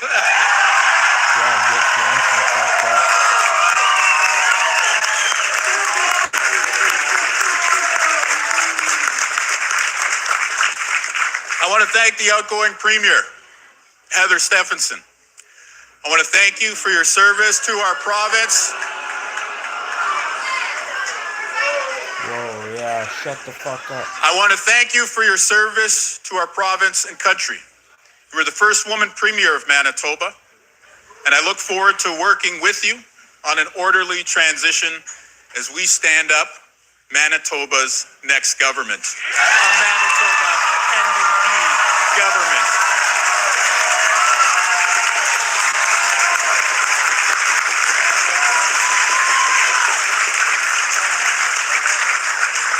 And to the people of Manitoba, on behalf of our team, I want to express our tremendous gratitude for this awesome responsibility that you have bestowed upon us.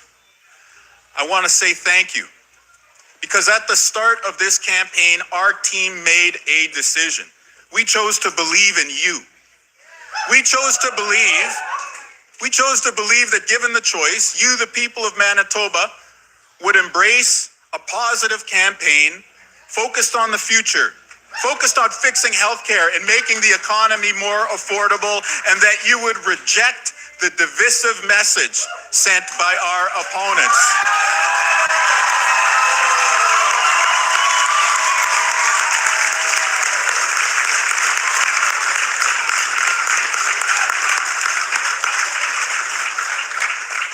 And I want to thank you for investing your trust in us.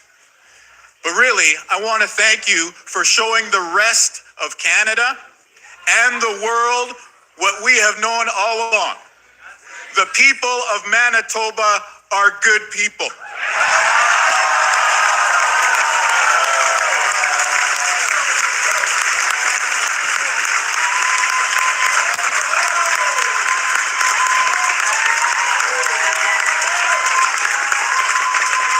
And so there will be challenging times ahead, I'm sure. I'm sure that not every day is going to be easy, but I can promise you that every single day, this Manitoba NDP team is going to get up and work our hardest to serve you, the people of Manitoba.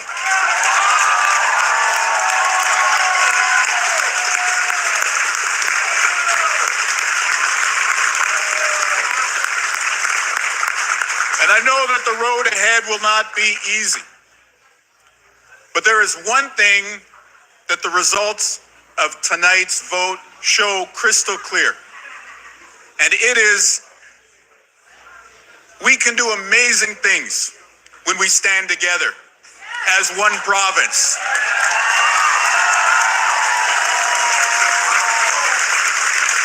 We can accomplish awesome tasks when we stand together as one people.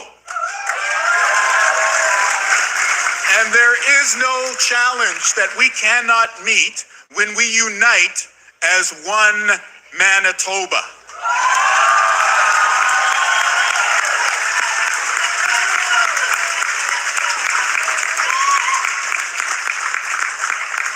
Miigwech.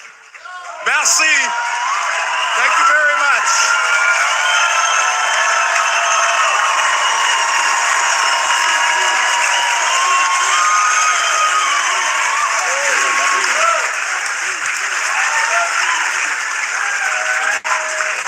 Oh, wait. There's just one more thing. Just one more thing. This is my mom.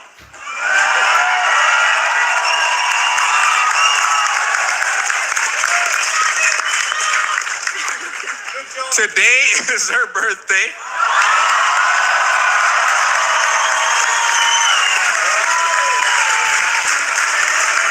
And her name is Kathy. Okay, her name is Kathy. Happy birthday to you.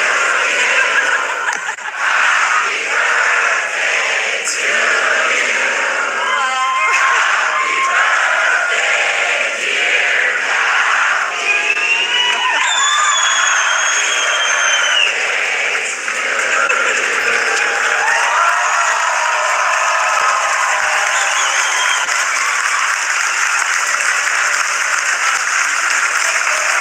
What a moment. That is going to be a hard birthday gift for Wab Canoe to follow up next year, Jeff Keel. Yeah, that's it. Breaking news. We've just learned that it's Wab Canoe's mom's birthday. Yes, so yeah, you just heard the speech from Premier-elect Wab Canoe talking about how this is a great victory for his party, a great victory for Manitoba. And early in the speech, he said, you know, look how progressive we are compared to other cities, other provinces. Look what we did tonight. Obviously referring to the fact that he's the first First Nations Premier-elect of Manitoba. He also talked about second chances, and Wab Canoe's past is well documented, and he says, you know, that he got a second chance after he stopped making excuses. And he had a message for young people saying that, you know, you can do this too. This message from him to you, you know, using himself as an example. He also talked about Heather Stephenson and wished her well, and talking about, you know, hoping for... Well, I'm really disappointed in what just happened with the Manitoba elections, but I don't know. It's your decision. You guys voted the way you voted. I just wanted to see a change in our political government and actually see something happen instead of just throwing money away. There's money to be thrown away in the right places, and then there's money can be used in the right places. Oh, fuck, I'm just repeating myself. Whatever. Anyways, I'm out of here, you guys. I'm done with this election shit, and really disappointed. Yeah, half our province, but all the votes are all the blue. Blah, blah, blah. Let's see what happens in the morning. Maybe there's a re-election or a re-vote. But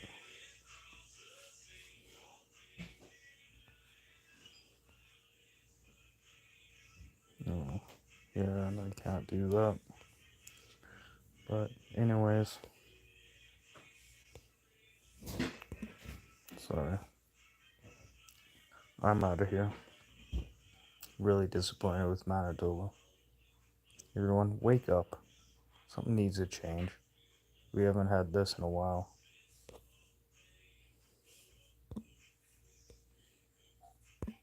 Oh yeah, that button. Okay, I'm out of here. Peace out. I'm gonna watch some funny shit.